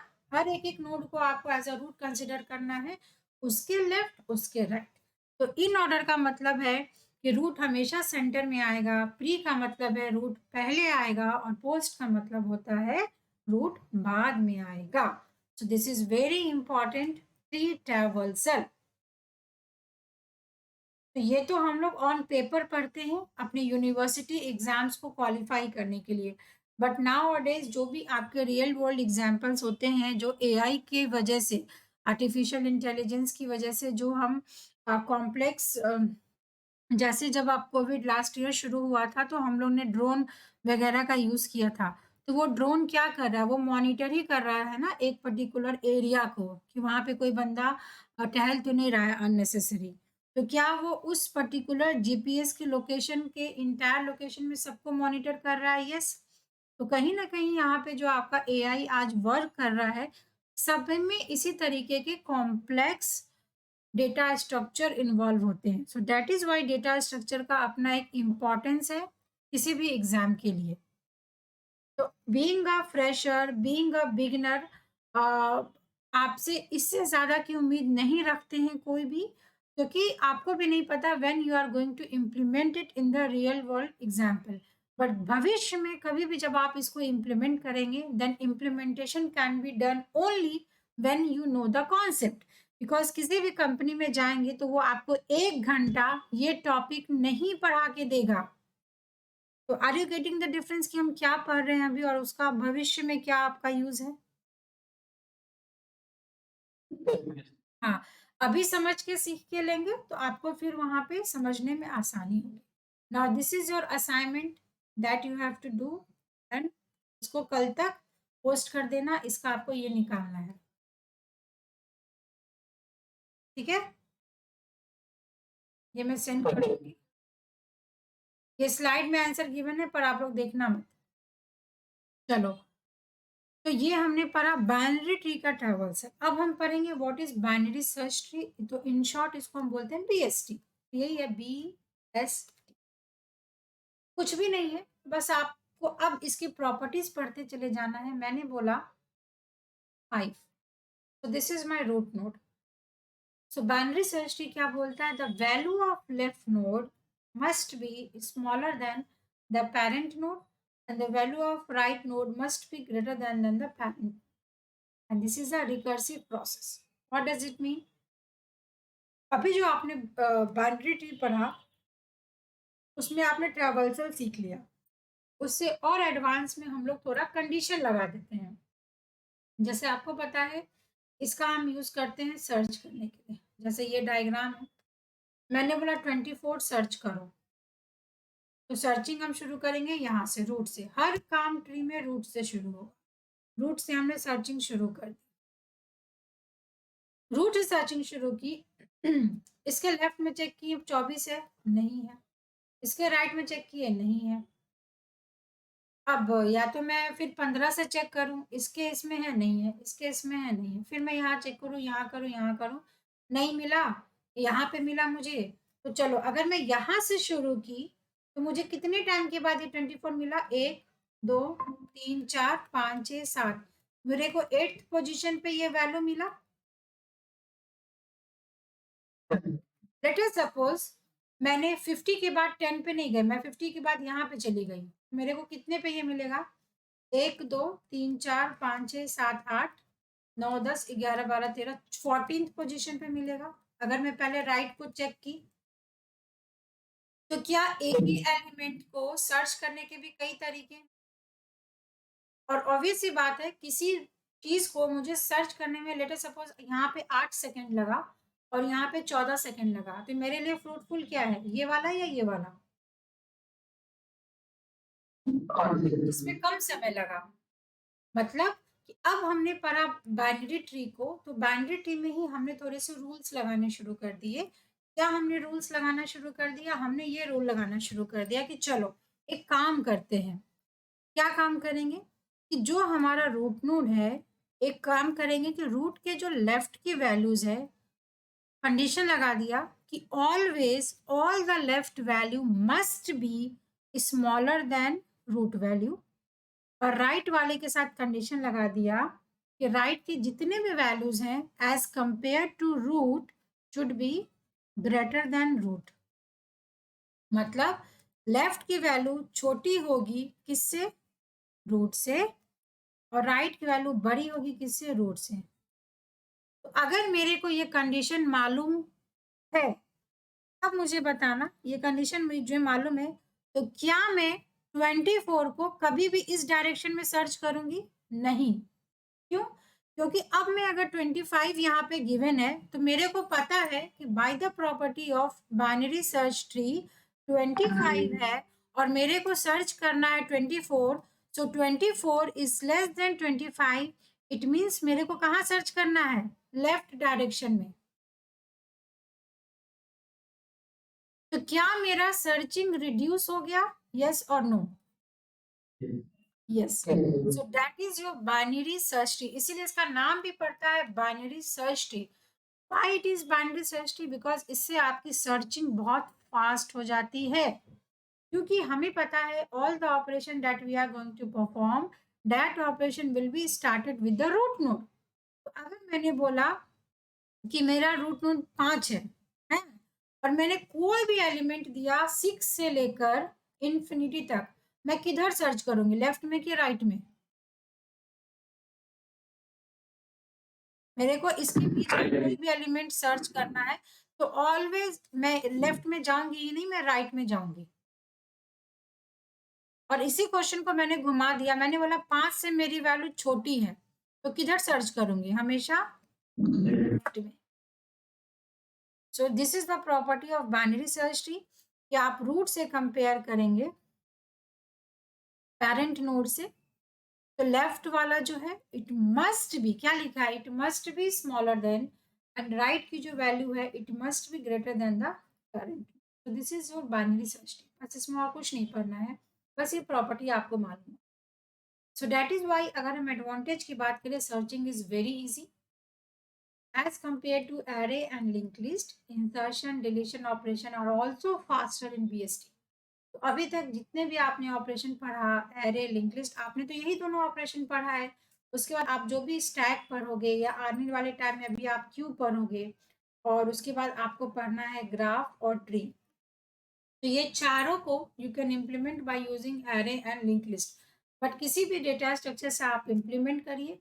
अगर आप ट्री के थ्रू इम्प्लीमेंट करेंगे, और ट्री में भी अगर आप बाइनरी सर्च ट्री इम्प्लीमेंट करेंगे, तो इंसर्ट करना, डिलीट करना और सर्च करना विल ऑलवेज बी फास्टर। तो आपसे डायरेक्टली इंटरव्यू में वो क्वेश्चन पूछ लेते हैं कि जब आप डेटा स्ट्रक्चर, लेटर सपोज उसने बोला कि एरे है, लिंक लिस्ट है, स्टैक है, क्यू है, ठीक है, इतने सारे आपके डेटा स्ट्रक्चर गिवन है। नाउ विच डेटा स्ट्रक्चर्ड में सर्चिंग फास्ट होती है, तो आप आंसर क्या बताएंगे, बाइनरी सर्च ट्री। याद रहेगा ये पॉइंट।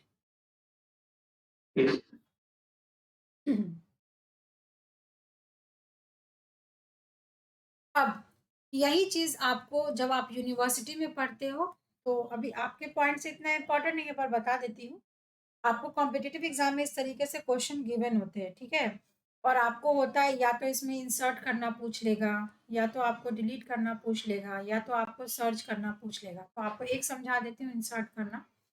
इंसर्ट करने का मतलब आपको इंसर्ट करना है, तो पहले आया ये एलिमेंट, ऑब्वियसली पहला एलिमेंट है, कुछ भी चेक करने की जरूरत नहीं है, तो 45 ऐसे लिख दो।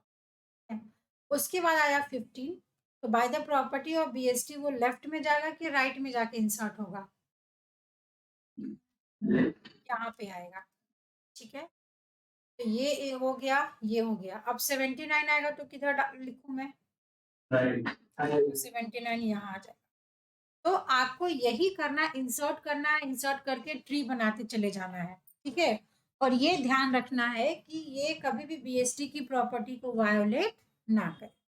अब आया 90, कैसे डालेंगे, स्टार्टिंग हमेशा रूट नोड से होगी। 45 को कंपेयर करेंगे, 90 बड़ा है तो हम राइट में आएंगे, राइट में आएंगे तो हमें हमें पहले से 79 मिला, तो पहले तो एरे खाली था ना, बट अब तो आपके एरे में कुछ वैल्यूज चली गई, तो आप क्या करोगे, आप कंपैरिजन करोगे, कंपेयर करोगे। तो जब हम 90 को कंपेयर करेंगे 79 से, ना प्लीज टेल मी 79 के लेफ्ट में डालो कि राइट में डालो, किसने बोला लेफ्ट, इसके राइट में जाएगा, क्योंकि आपको हर नोड से आपको वो प्रॉपर्टी वायलेट नहीं करना है। यहाँ पे इससे लेस वैल्यू आएगी और यहाँ से इस पे ग्रेटर वैल्यू आएगी। तो जब आप 79 पे पहुंचे, आपको दिख रहा है कि 90 इज ग्रेटर देन 79, तो ये इसके राइट में जाएगा। जब आप 90 इंसर्ट किए, जैसे कॉम्पिटिटिव एग्जाम में क्या होता है कि आपको इस तरीके से ट्री दे देते हैं और पूछते हैं कि क्या ये बीएसटी में है कि नहीं है, ठीक है। अब जैसे ही यहाँ पे 90 आया, अब ये जो ट्री बना 4 एलिमेंट का, क्या यहाँ पे अभी तक कोई वायोलेशन हुआ है क्या बीएसटी का, नहीं हुआ है ना। इस नोड के इधर छोटा है, इधर बड़ा है, इस नोड को देखो तो ये ऑलरेडी इससे बड़ा है, तो ठीक, और इसके लेफ्ट में कुछ है ही नहीं, इसके राइट में 90। अब जब 10 आएगा, 10 कहाँ डालूंगी बताओ, इनके लेफ्ट में आएगा, क्यों, क्योंकि हमने 45 से कंपेयर किया, 10 छोटी है तो हम 15 पे आ गए, 15 ऑलरेडी यहाँ पे है, तो भाई 15 को कंपेयर करेंगे तो 15 के भी लेफ्ट में आएगा। अब आ गया 55, 55 कहाँ जाएगा बताइए, 79 के लेफ्ट में जाएगा। कोई भी ऐसा जिसको ये नहीं समझ में आ रहा वो मेरे से पूछ ले। 12 कहाँ आएगा,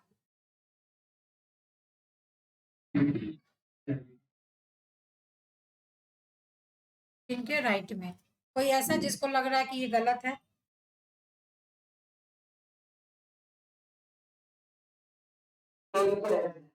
ये 10 के राइट में आएगा ना नारायण, है। तो यही क्वेश्चन आपको मैं दे देती हूँ और बोलती कि बताओ सही है कि नहीं। तो हम क्या करेंगे 12 जब आया तो 12 को हमने 45 से कंपेयर किया, तो 45 से छोटा है तो इधर चले गया। यहाँ पे हमें एम्प्टी नहीं दिखा, हमें देखा कि 15 है, तो भाई 15 से 12 छोटा है तो इसके भी लेफ्ट में जाओ। तो इसके लेफ्ट में गया तो पहले से यहाँ पे शुभम बैठा है, तो शुभम बोलेगा मैं तो अपनी जगह खाली करूंगा ही नहीं। तो भाई 12 कहाँ जाएगा, तो 10 से बड़ी वैल्यू है तो 10 के राइट में जाएगा। तो अल्टीमेटली अभी भी आप अपना ट्री देखिए, क्या ट्री अभी भी प्रॉपर है? Yes, each and every element कोई भी बाइनरी सर्च ट्री की प्रॉपर्टी को वायोलेट नहीं कर रहा है। 20 कहाँ आएगा बताओ? ये यहाँ पे आएगा, ठीक है। 50 कहाँ आएगा बताओ?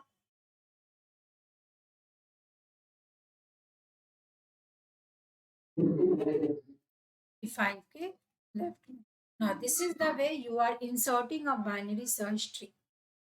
तो क्या ये इंसर्ट करना आपको इजी है? यस, क्योंकि एवरी टाइम आप क्या करो, रिकर्सिवली बस रूट नोड से कंपेयर कर रहे हो। तो बहुत आसान है यहाँ पे एलिमेंट डिलीट करना, ये कर। अब देखो यही सब चीजें आपने क्लास 1 में पढ़ा था, बता देती हूँ। तो this is your root node is always at level 0। ये दोनों लेवल 1 पे है क्योंकि एक पे है 10 20 55 90, ये लेवल भले मैंने ऊपर नीचे लिख दिया है बट ये तीनों एक लेवल पे है। समझ में आ रहा है? और अगर मैं इसको थोड़ा सही बना दूं, तो थोड़ा मैंने लंबा ही बनाया, 79 के यहाँ पे था आपका 50। तो ये दिख रहा है ना आप लोग को, एक ही लेवल पे है। और ये दोनों फिर 12 और 50 एक लेवल। ये लेवल्स वगैरह अब आप लोग को थोड़ा थोड़ा क्लियर हो रहा है। इसको क्या बोलेंगे, ये पूरा एलिमेंट अब आपको उसी में क्वेश्चन पूछ लेगा कि लेफ्ट सब ट्री में क्या क्या एलिमेंट है बताओ। लेफ्ट सब ट्री में क्या है? 10 है, 12 है, 15 है और 20 है। और राइट में क्या क्या एलिमेंट है? 50 है, 55 है, 79 है, 90 है। तो ये इंसर्ट करना आप लोग को समझ में आया?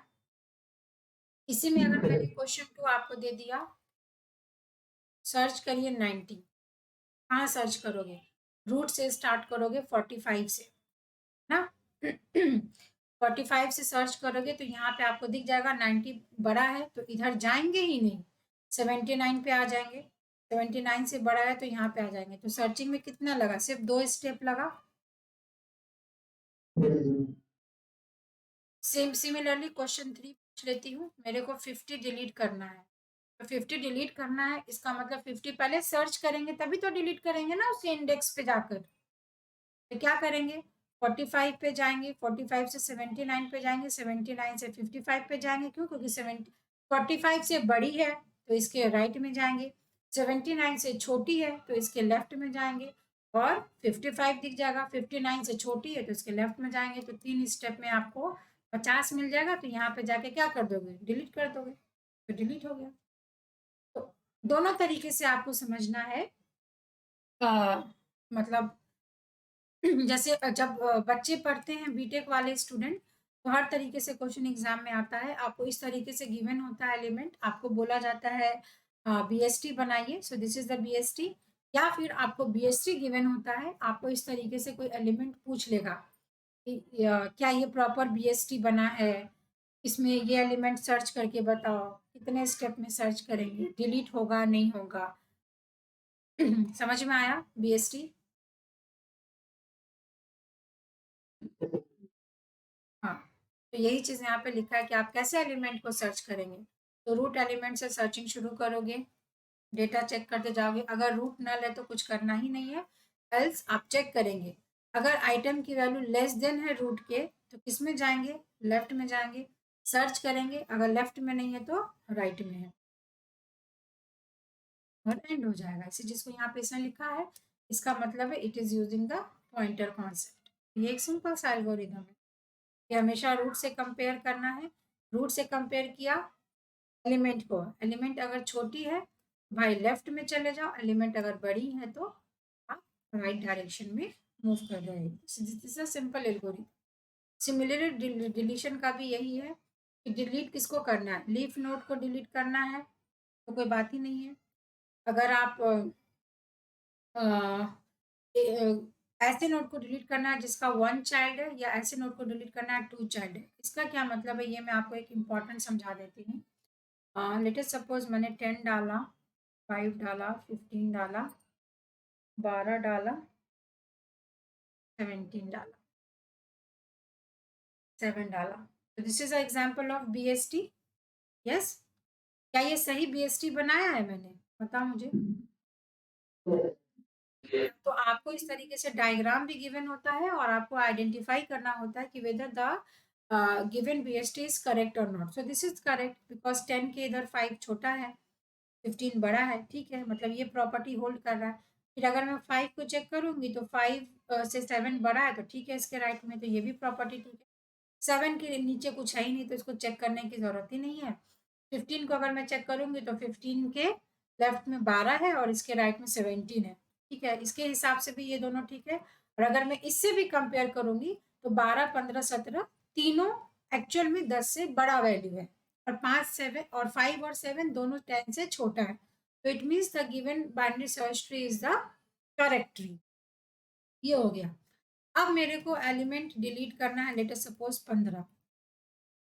अब मेरे को बताओ, क्या मैं मुंह उठाकर 15 तक गई और 15 को यहाँ से डिलीट कर दूंगी? Is it possible to delete 15? No. Why?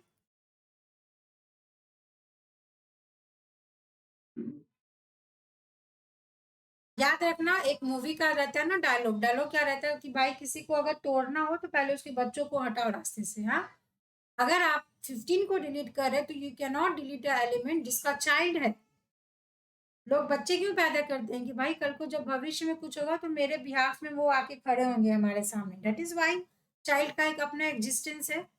अब अगर 15 आपका फ्री नहीं है, यहाँ पे लीव का मतलब होता है कि अगर वो 7 था, सी बहुत ध्यान से सुनिए, अगर आपको 7 को डिलीट करना है तो कोई प्रॉब्लम नहीं है। क्यों? क्योंकि जब आप 7 के पास पहुंचेंगे तो आप चेक करोगे कि क्या ये लीफ नोड है। Yes, this is a leaf node. तो इसमें लेफ्ट में राइट में क्या है, जब है ही नहीं तो इसको डिलीट मार दो यहाँ से। तो यही चीज लिखा है कि नोड कौन सा डिलीट करना है। अगर वो लीफ नोड है तो कोई प्रॉब्लम नहीं है, आप उसको सर्च करिए और उस इंडेक्स को जाके वहां से डिलीट कर दीजिए, एलिमेंट डिलीट हो गया। बट प्रॉब्लम तब आएगा जब आप किसी ऐसे नोड को डिलीट करें जिसके पास या तो एक चाइल्ड है या तो उसके पास दो चाइल्ड है। क्यों? क्योंकि अगर उसके पास चाइल्ड है और आप उस नोड को अगर डिलीट कर रहे हैं तो डिलीट करने के बाद इसको प्रॉपर बैलेंस करना पड़ेगा।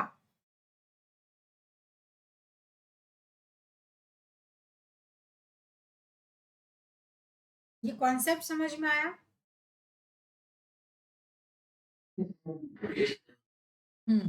तो ये चीज है। अब बैलेंस का मतलब लेटर सपोज यही है कि 15 को डिलीट करना है, तो देखो 15 को डिलीट करना है तो पहली बात, इसके लेफ्ट में कुछ भी नहीं चेंज होगा, लेफ्ट एज इट इज रहेगा।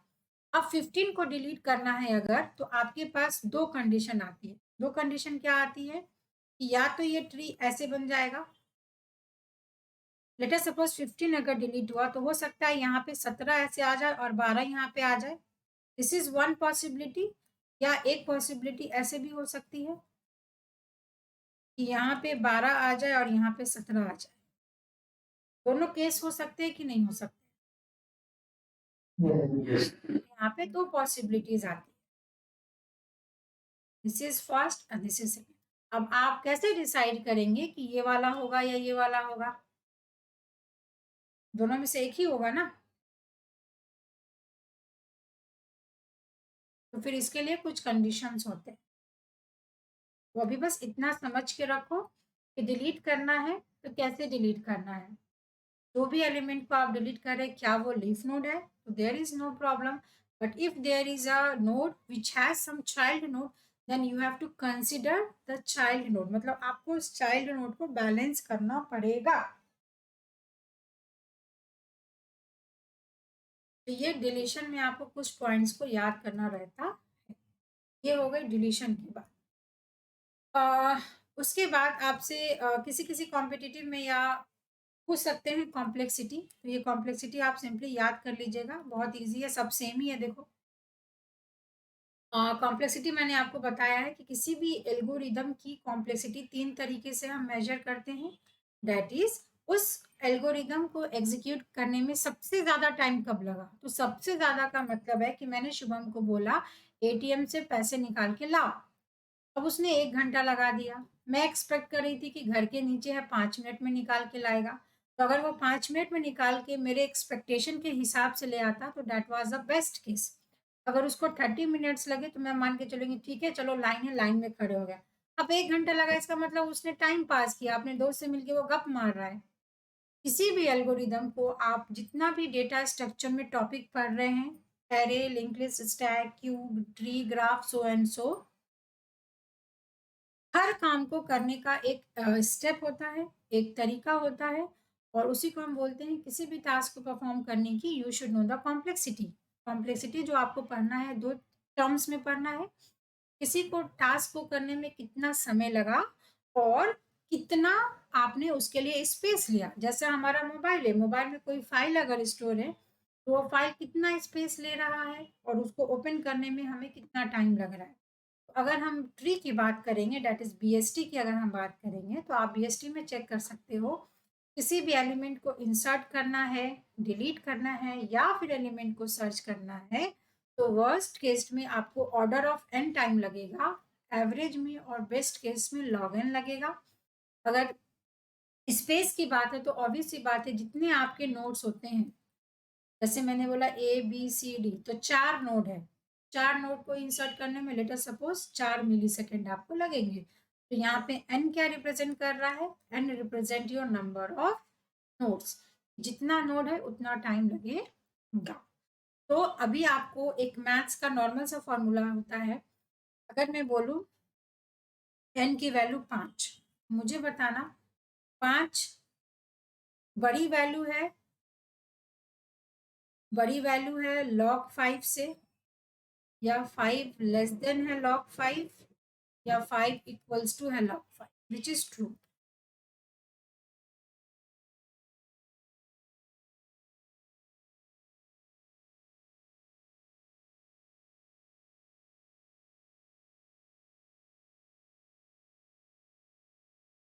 क्लास में है या चले गए सब लोग?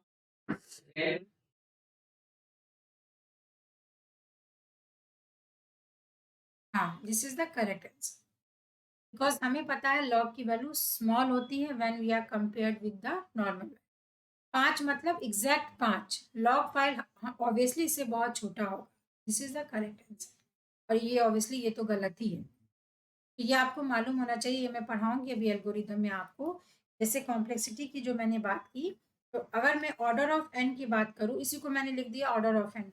तो ऑर्डर ऑफ वन मेरे को बताओ, एक सेकेंड पहले मुझे कंप्लीट करने दो। ऑर्डर ऑफ वन ये बड़ा होगा एन स्क्वायर से, या order of N less than होगा ऑर्डर ऑफ एन स्क्वायर के, या order of N is equals to order of N square. ये तीनों बता दो जरा।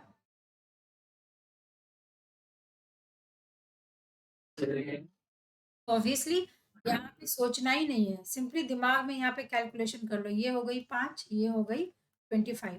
तो 25 क्या है? बड़ा है ना।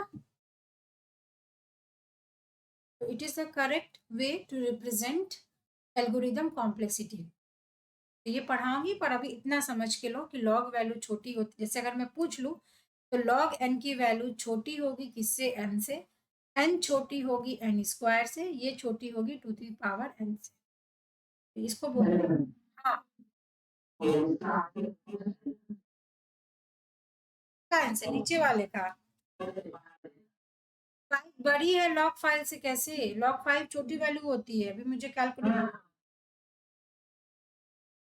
हाँ तो छोटी है, मैंने क्या लिख दिया? हाँ ये नहीं होगी, ये होगी सॉरी। हाँ वो ऊपर वाली होगी, हाँ छोटी होगी। तो इस तरीके से आपको कॉम्प्लेक्सिटी भी समझ में आना चाहिए, ये साथ में ही लेकर आपको ये पढ़ा रही हूँ। ठीक है, तो ये हो गई बीएसटी। अब इस तरीके के कभी कभी मल्टीपल चॉइस क्वेश्चंस एग्जाम्स में तो पूछते हैं, अभी आप लोग से भी पूछ सकते हैं, चलो बताओ।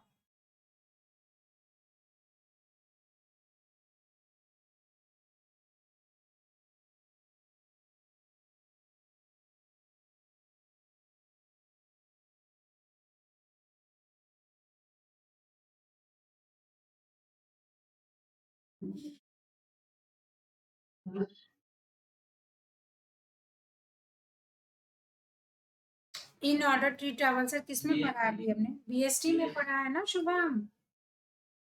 ट्रैवल्सर का कॉन्सेप्ट अभी बाइनरी सर्च ट्री में पढ़ा है ना? हाँ, ये बताओ।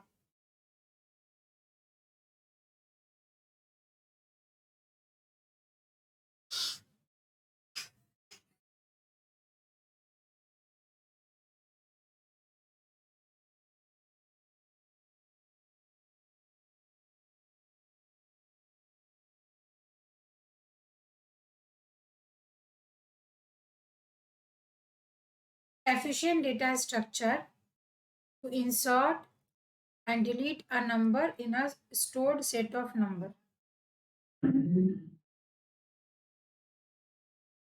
यहाँ पे बाइनरी ट्री दिया है, बट अभी इस टाइप के क्वेश्चन आपको समझा देती हूँ।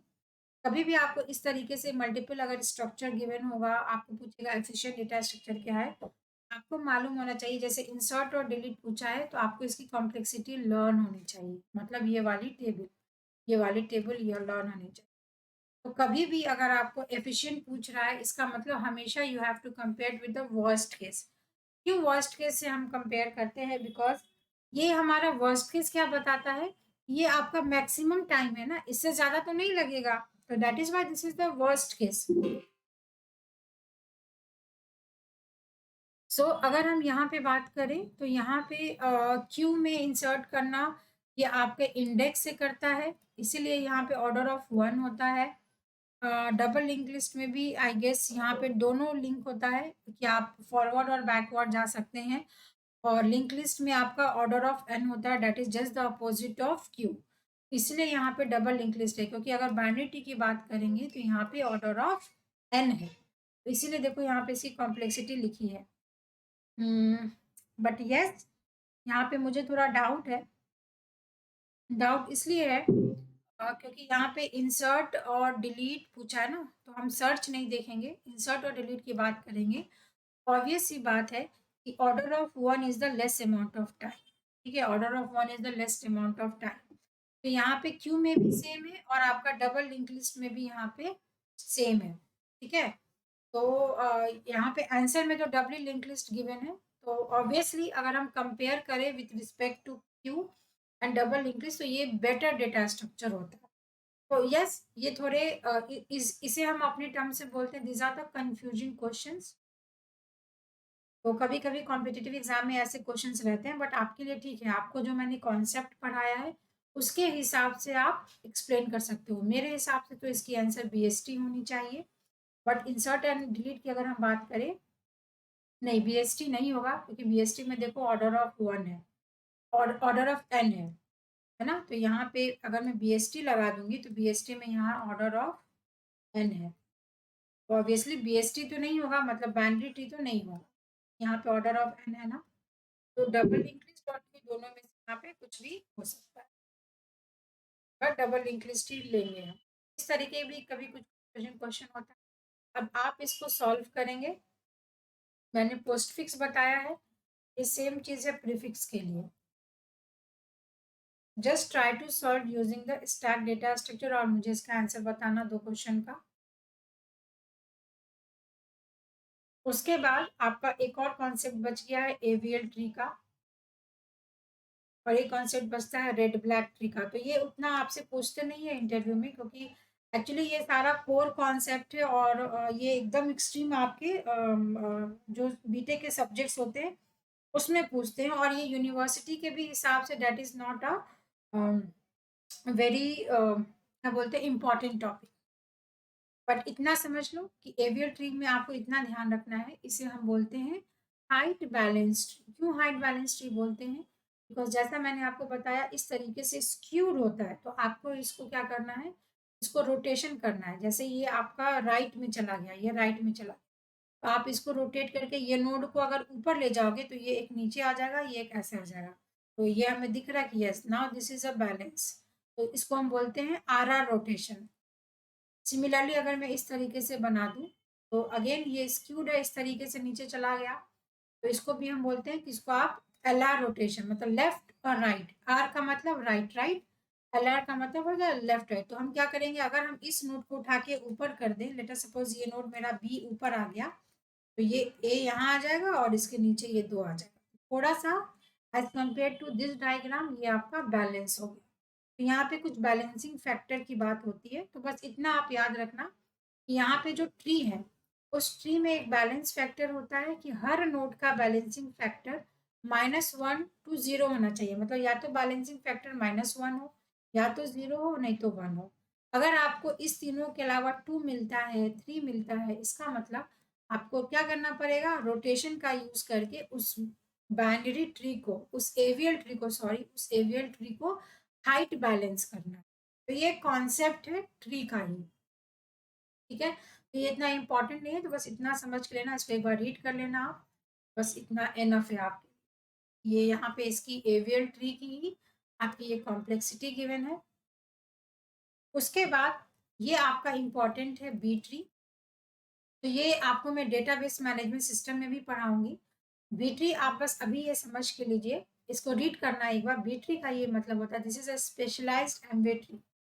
बी ट्री है और एक आपका कॉन्सेप्ट है बी प्लस ट्री। दोनों ट्री को हम एक ही साथ यूज करते हैं जब आपकी सर्चिंग की बात होती है। इसमें बाइनरी सर्च ट्री से अगर हम कंपेयर करें, इससे भी ज़्यादा फास्ट सर्चिंग होती है। ये आपका एक्चुअली काम करता है डिक्शनरी या फिर इंडेक्सिंग के जैसे काम करता है। तो जो हम बोलते हैं ना कि डेटाबेस हम बना रहे हैं, वहाँ पे हमारी सर्चिंग फास्ट होती है, वो इसीलिए फास्ट होती है क्योंकि internally in our computer system we are using the concept of bit. तो क्या आपको ये समझ में आ रहा है कि ट्री आपका कितना इंपॉर्टेंट टॉपिक है ना। एक्चुअल में अब आप लोग को थोड़ा थोड़ा समझ में आएगा। जब हम स्टार्टिंग में पढ़ते हैं तो नहीं उतनी क्लियर होती है, धीरे धीरे जब आप रीड करोगे तो ये समझ में आएगा। तो ये सारे कॉम्पिटिटिव एग्जामिनेशंस के नोड है। बस आप ये समझिए कि बी ट्री है क्या। It is a specialized MV tree that can be widely used for the disk access. Disk access का क्या मतलब है, जैसे हम बोल रहे हैं कि डी ड्राइव में जाकर मेरे को मूवीज फोल्डर में जाना है, इसके अंदर मेरे को इंग्लिश में जाना है। तो क्या आपको समझ में आ रहा है कि डिस्क का मतलब होता है, ये एक डिस्क है। इस डिस्क के अंदर इतने सारे ट्रैक होते हैं। जो आपके वीएलसी मीडिया प्लेयर है या कोई भी आप म्यूजिक वाला प्लेयर चलाते हो, उसमें ये ट्रैक्स होते हैं ना। वो एक पुराने जमाने में देखा है, वो उठा के जो डालते हैं, वो जो ऐसे साउंड निकला जैसा कुछ तो रहता है, वो गाना का वो उठाकर और उस पे रखते हैं तो वो गाना प्ले हो जाता है। पुरानी मूवीज में होती है ना। हाँ, तो उसमें क्या इसी तरीके से आपके गाने के भी प्लेलिस्ट जो होते हैं, उसमें आपके इस तरीके से ट्रैक्स होते हैं सर्किल के फॉर्म में। और इस तरीके से सेक्टर बने होते हैं कि एक गाने के अंदर कितने सेकंड चल रहा है, वो सेक्टर्स बने होते हैं। Actually this is known as disk access, कि आपके कंप्यूटर सिस्टम में एक्चुअल मेमोरी में जो आपके कोई भी फाइल्स फोल्डर है, वो कैसे रिट्रीव होगा, तो in the form of B. तो एक बी ट्री के अंदर हम ऑर्डर यूज करते हैं। ये एक बस एक टर्म है कि एक ऑर्डर का यूज करते हैं। और इसमें कीज का कॉन्सेप्ट होता है, कीज को ही हम बोलते हैं indexing. That is her node के साथ आपके कीज रिलेटेड होते हैं। जैसे हम बोलेंगे, आप ओपन करिए डेटाबेस मैनेजमेंट सिस्टम बुक, जिसमें आपको जाना है चैप्टर 1 एंड पेज नंबर 54। क्या आपको समझ में आया मैंने इंडेक्सिंग का यूज किया। Chapter 1, page number 44. So what is page number 54? Page number 54 is the key value. जैसे क्लासरूम में मेरे 4 स्टूडेंट हैं, मैंने बोला जिसके आधार नंबर 101 है उसका नाम क्या है। तो ऑब्वियसली जिसका आधार नंबर 101 है वो मुझे जवाब देगा, क्योंकि मुझे पता है सबका आधार यूनिक नंबर है to represent any human being. ये हमेशा यूनिक वैल्यू आएगा, तो मैं एक यूनिक वैल्यू से किसी को भी एक्सेस कर सकती हूँ। सो यहाँ से आपकी डीबीएमएस का कॉन्सेप्ट शुरू हो रहा है। समझ में आ रहा है आप लोग को? नहीं समझ में आएगा, बस इसको एक बार रीड करिएगा, जितना समझा रही हो उतना, ठीक है। इतना ये सब कॉम्पिटिटिव एग्जामिनेशन के नोट्स हैं। अगर आप बोलेंगे तो मैं ये हटा के आपको दे दूंगी, जैसा आपको ठीक लगे। तो यहाँ पे देखो, ये जो बी ट्री है, ये जो हम प्रॉपर्टी पढ़ रहे हैं बी ट्री या बी प्लस ट्री, याद रखिएगा this all are your perfect binary. Perfect binary tree का मतलब क्या हो गया कि सारे लेवल आपके फिल होने चाहिए, इसलिए यहाँ पे लिखा है all leaf node must B at the same level. अगर मैं इस तरीके से बना दूं, क्या ये बी ट्री पॉसिबल है? या अगर मैं इस तरीके से बना दूं, क्या ये दोनों ट्री बी ट्री हो सकता है? नहीं हो सकता। क्यों? क्योंकि यहाँ पे लीफ नोड कितने हैं बताओ? This is the leaf 1, leaf 2, leaf 3। क्या ये तीनों लीफ नोड एक लेवल पे हैं? नहीं। ये लीफ नोड है, ये लीफ नोड है, ये लीफ नोड है, क्या ये एक लेवल पे है? नहीं। तो बी ट्री होने के लिए वो परफेक्ट बाइनरी ट्री होना कंपलसरी है। क्या समझ में आया आप लोग को? ये सारी चीजें सब मिलता जुलता टॉपिक है, तो आपको ये पता होना चाहिए आपके एंड पे क्या कि ट्री के प्रॉपर्टी क्या है, how tree is different from binary, how binary tree is different from BST, how BST is different from B tree, and how BST is different from B plus tree, and what are the advantages and disadvantages. इतना आप लोग कर लेंगे, इससे ज़्यादा depth में आपको जाने की ज़रूरत नहीं है। कि आपको मैं ऑलमोस्ट 80% सिलेबस कवर कर रही हूँ किसी भी CSIT का, which is actually not required for interview process, but still अभी मेरे को तो नहीं पता इंटरव्यू में कौन आपसे क्या क्वेश्चन पूछने वाला है। तो ज़्यादा पढ़ेंगे नुकसान नहीं देगा, पर कम पढ़ेंगे तो वो नुकसान दे देगा, है ना?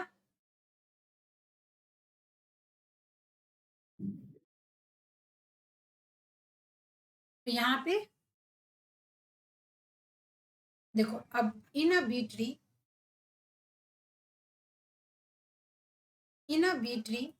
Keys and records, keys and records का मतलब है क्या? हमने ये लिंक लिस्ट में पढ़ा है, ये हमारा डेटा फील्ड होता है और ये हमारा पॉइंटर होता है to the next. B tree में क्या आप यही चीज पढ़ रहे हो कि हर नोड के साथ, अगर मैं बोली ये ए नोड है मेरा, ए मेरा नोड है, इसका मतलब ये यहाँ पे ए नोड है, इस ए नोड के साथ आपका कीज भी है और रिकॉर्ड भी है। मतलब ए नोड का मतलब है इसके इधर इसका रेफरेंस है, इसके लेफ्ट चाइल्ड का, और इसके इधर इसका राइट का रेफरेंस है। तो ये हो गया बी, ये हो गया सी, और ये जो मैंने डॉट डॉट बनाया है, ये डॉट डॉट क्या है? पॉइंटर। क्या समझ में आया? क्या ये रिप्रेजेंटेशन समझ में आया? लेट अस सपोज बी के नीचे कुछ भी नहीं है, सी के नीचे कुछ भी नहीं है, तो यहाँ पे होगा नल, यहाँ पे होगा नल, यहाँ पे होगा नल, और यहाँ पे होगा नल। क्या आप लोग को अब और क्लियर हो रहा है ये रिप्रेजेंटेशन? क्या इसमें हम कुछ नया पढ़ रहे हैं? नहीं। अगर मैं बी के नीचे यहाँ पे बना दूं डी और ई, इसका मतलब इसके नेक्स्ट में आ जाएगा यहाँ पे बी के, यहाँ आएगा डी, दैट इज लेफ्ट में, और बी के राइट में क्या आएगा? ई, और ये इसका पॉइंटर। तो अभी यहाँ पे कुछ नहीं है तो यहाँ पे नल आएगा। इस तरीके से आपका बी ट्री का स्ट्रक्चर बनता है। तो यहाँ पे क्या बोला? जो बी ट्री है उसमें जो कीज होता है इसको हम बोलते हैं नाउ कीज। ये जो डॉट है, इस डॉट को आपने लिंक लिस्ट में पढ़ा था pointer, that is the next pointer अगर बाद वाला है। अगर यहाँ पे डबल लिंक लिस्ट बना देंगे तो ये हो जाएगा प्रीवियस, जो कि अगेन एक पॉइंटर है। तो सेम कॉन्सेप्ट आपको पता है। अगर मैं लिस्ट को कंपेयर करूं डबल लिंक लिस्ट से, तो कौन सा अच्छा स्ट्रक्चर है, लिस्ट या double link list? Obviously double link list is the better structure. क्यों? क्योंकि आप उसमें प्रीवियस नोट को भी चेक कर सकते हैं, यस और नो। और अगर डबल लिंक लिस्ट से भी पूछो अच्छा कौन सा है, अच्छा है आपका सर्कुलर डबली। क्यों? क्योंकि सर्कुलर डबली में आप लास्ट वाले नोड से फिर से फर्स्ट वाले नोड पे आ सकते हैं। तो ये तो बस आपको स्ट्रक्चर ही याद करना, और इससे भी और अच्छा स्ट्रक्चर क्या हो गया? B tree. बी ट्री, अभी आपने पढ़ा कि अगर ये कोई ट्री बना दिया, आपको पता है कि ये दोनों, ये तीन हमारा लीफ नोड है, और इसको हम बोलते हैं internal node. Why it is an internal node? Because इसके नीचे चाइल्ड है।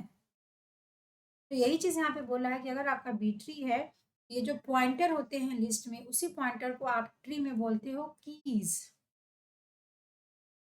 तो क्या कुछ नया हम पढ़ रहे हैं? नहीं, बस पढ़ने का तरीका अलग है। और इसी कीज का आप यूज करते हो इंडेक्सिंग के लिए। इसीलिए बी प्लस ट्री में सर्चिंग और ज़्यादा फास्ट होती है as compare to your B S T. तो आपको ये एडवांटेजेस यहाँ से पढ़ना है। और यहाँ पे वही चीज़ लिखा है, एक बी ट्री में कीज और रिकॉर्ड होता है जो कि इंटरनल नोड की वैल्यूज को होल्ड करेगा और साथ में लीफ नोड की भी वैल्यू होल्ड करेगा। बट अगर आप बी प्लस ट्री की बात करते हो तो एक ही डिफरेंस होता है बी ट्री से, कि जो रिकॉर्ड्स है और रिकॉर्ड सिर्फ आपके लीफ नोड पे होते हैं, इंटरनल नोड जो है सिर्फ की वैल्यूज पे होता है। This is the basic difference, क्योंकि आपसे ये कई बार इंटरव्यू में पूछा जाता है, what is the difference between B tree and B plus tree. Very very very important statement. और ये भी इंपॉर्टेंट है, ये स्लाइड आपका एक्चुअली बहुत इंपॉर्टेंट है। जो लीफ नोड है बी प्लस टी का, तो लेटर सपोज मैंने इस तरीके से एक बी प्लस टी बना दिया, तो ये लीफ नोड है L1, L2, L3, L4 are linked together in the form of single linked list. Very important. Although we know जो सर्कुलर डब्ल्यू लिंक लिस्ट है वो बहुत बेटर स्ट्रक्चर है as compare to single link list, but जो leaf node होती है वो सब सिंगल लिंक लिस्ट में वैल्यू स्टोर होती है, ताकि आपकी सर्च की क्वेरी बहुत एफिशिएंट हो, फास्ट हो। क्योंकि हर ऐसा नहीं कि मैम ने बोल दिया कि लिंक लिस्ट है उससे सर्कुलर डब्ल्यू अच्छा होता है, बट अच्छा किस टर्म में होता है, समझ रहे हैं कि क्वेश्चन क्या पूछा है। हमें पता है कि अगर हम लिस्ट की बात करें तो लिस्ट में सिर्फ ये दो चीजें होती हैं, डेटा और पॉइंटर। बट अगर आप सर्कुलर डब्ल्यू की बात करते हो तो भाई यहाँ पे एक पॉइंटर बढ़ गया ना, that is the next pointer, और ये प्रीवियस पॉइंटर और यहाँ पे डेटा है। तो क्या एक्स्ट्रा पॉइंटर को स्टोर करने के लिए स्पेस ज़्यादा लगेगा या नहीं लगेगा? स्पेस ज़्यादा लगेगा तो ऑब्वियसली बोलते हैं ना कि तुमको एक सामान ढूंढना है, तुम उसको एक कबर्ड में ढूंढो एंड उसी सामान को आप पूरा पूरा एक रूम में ढूंढो, किसमें किसमें चांसेस हैं जल्दी मिलने के?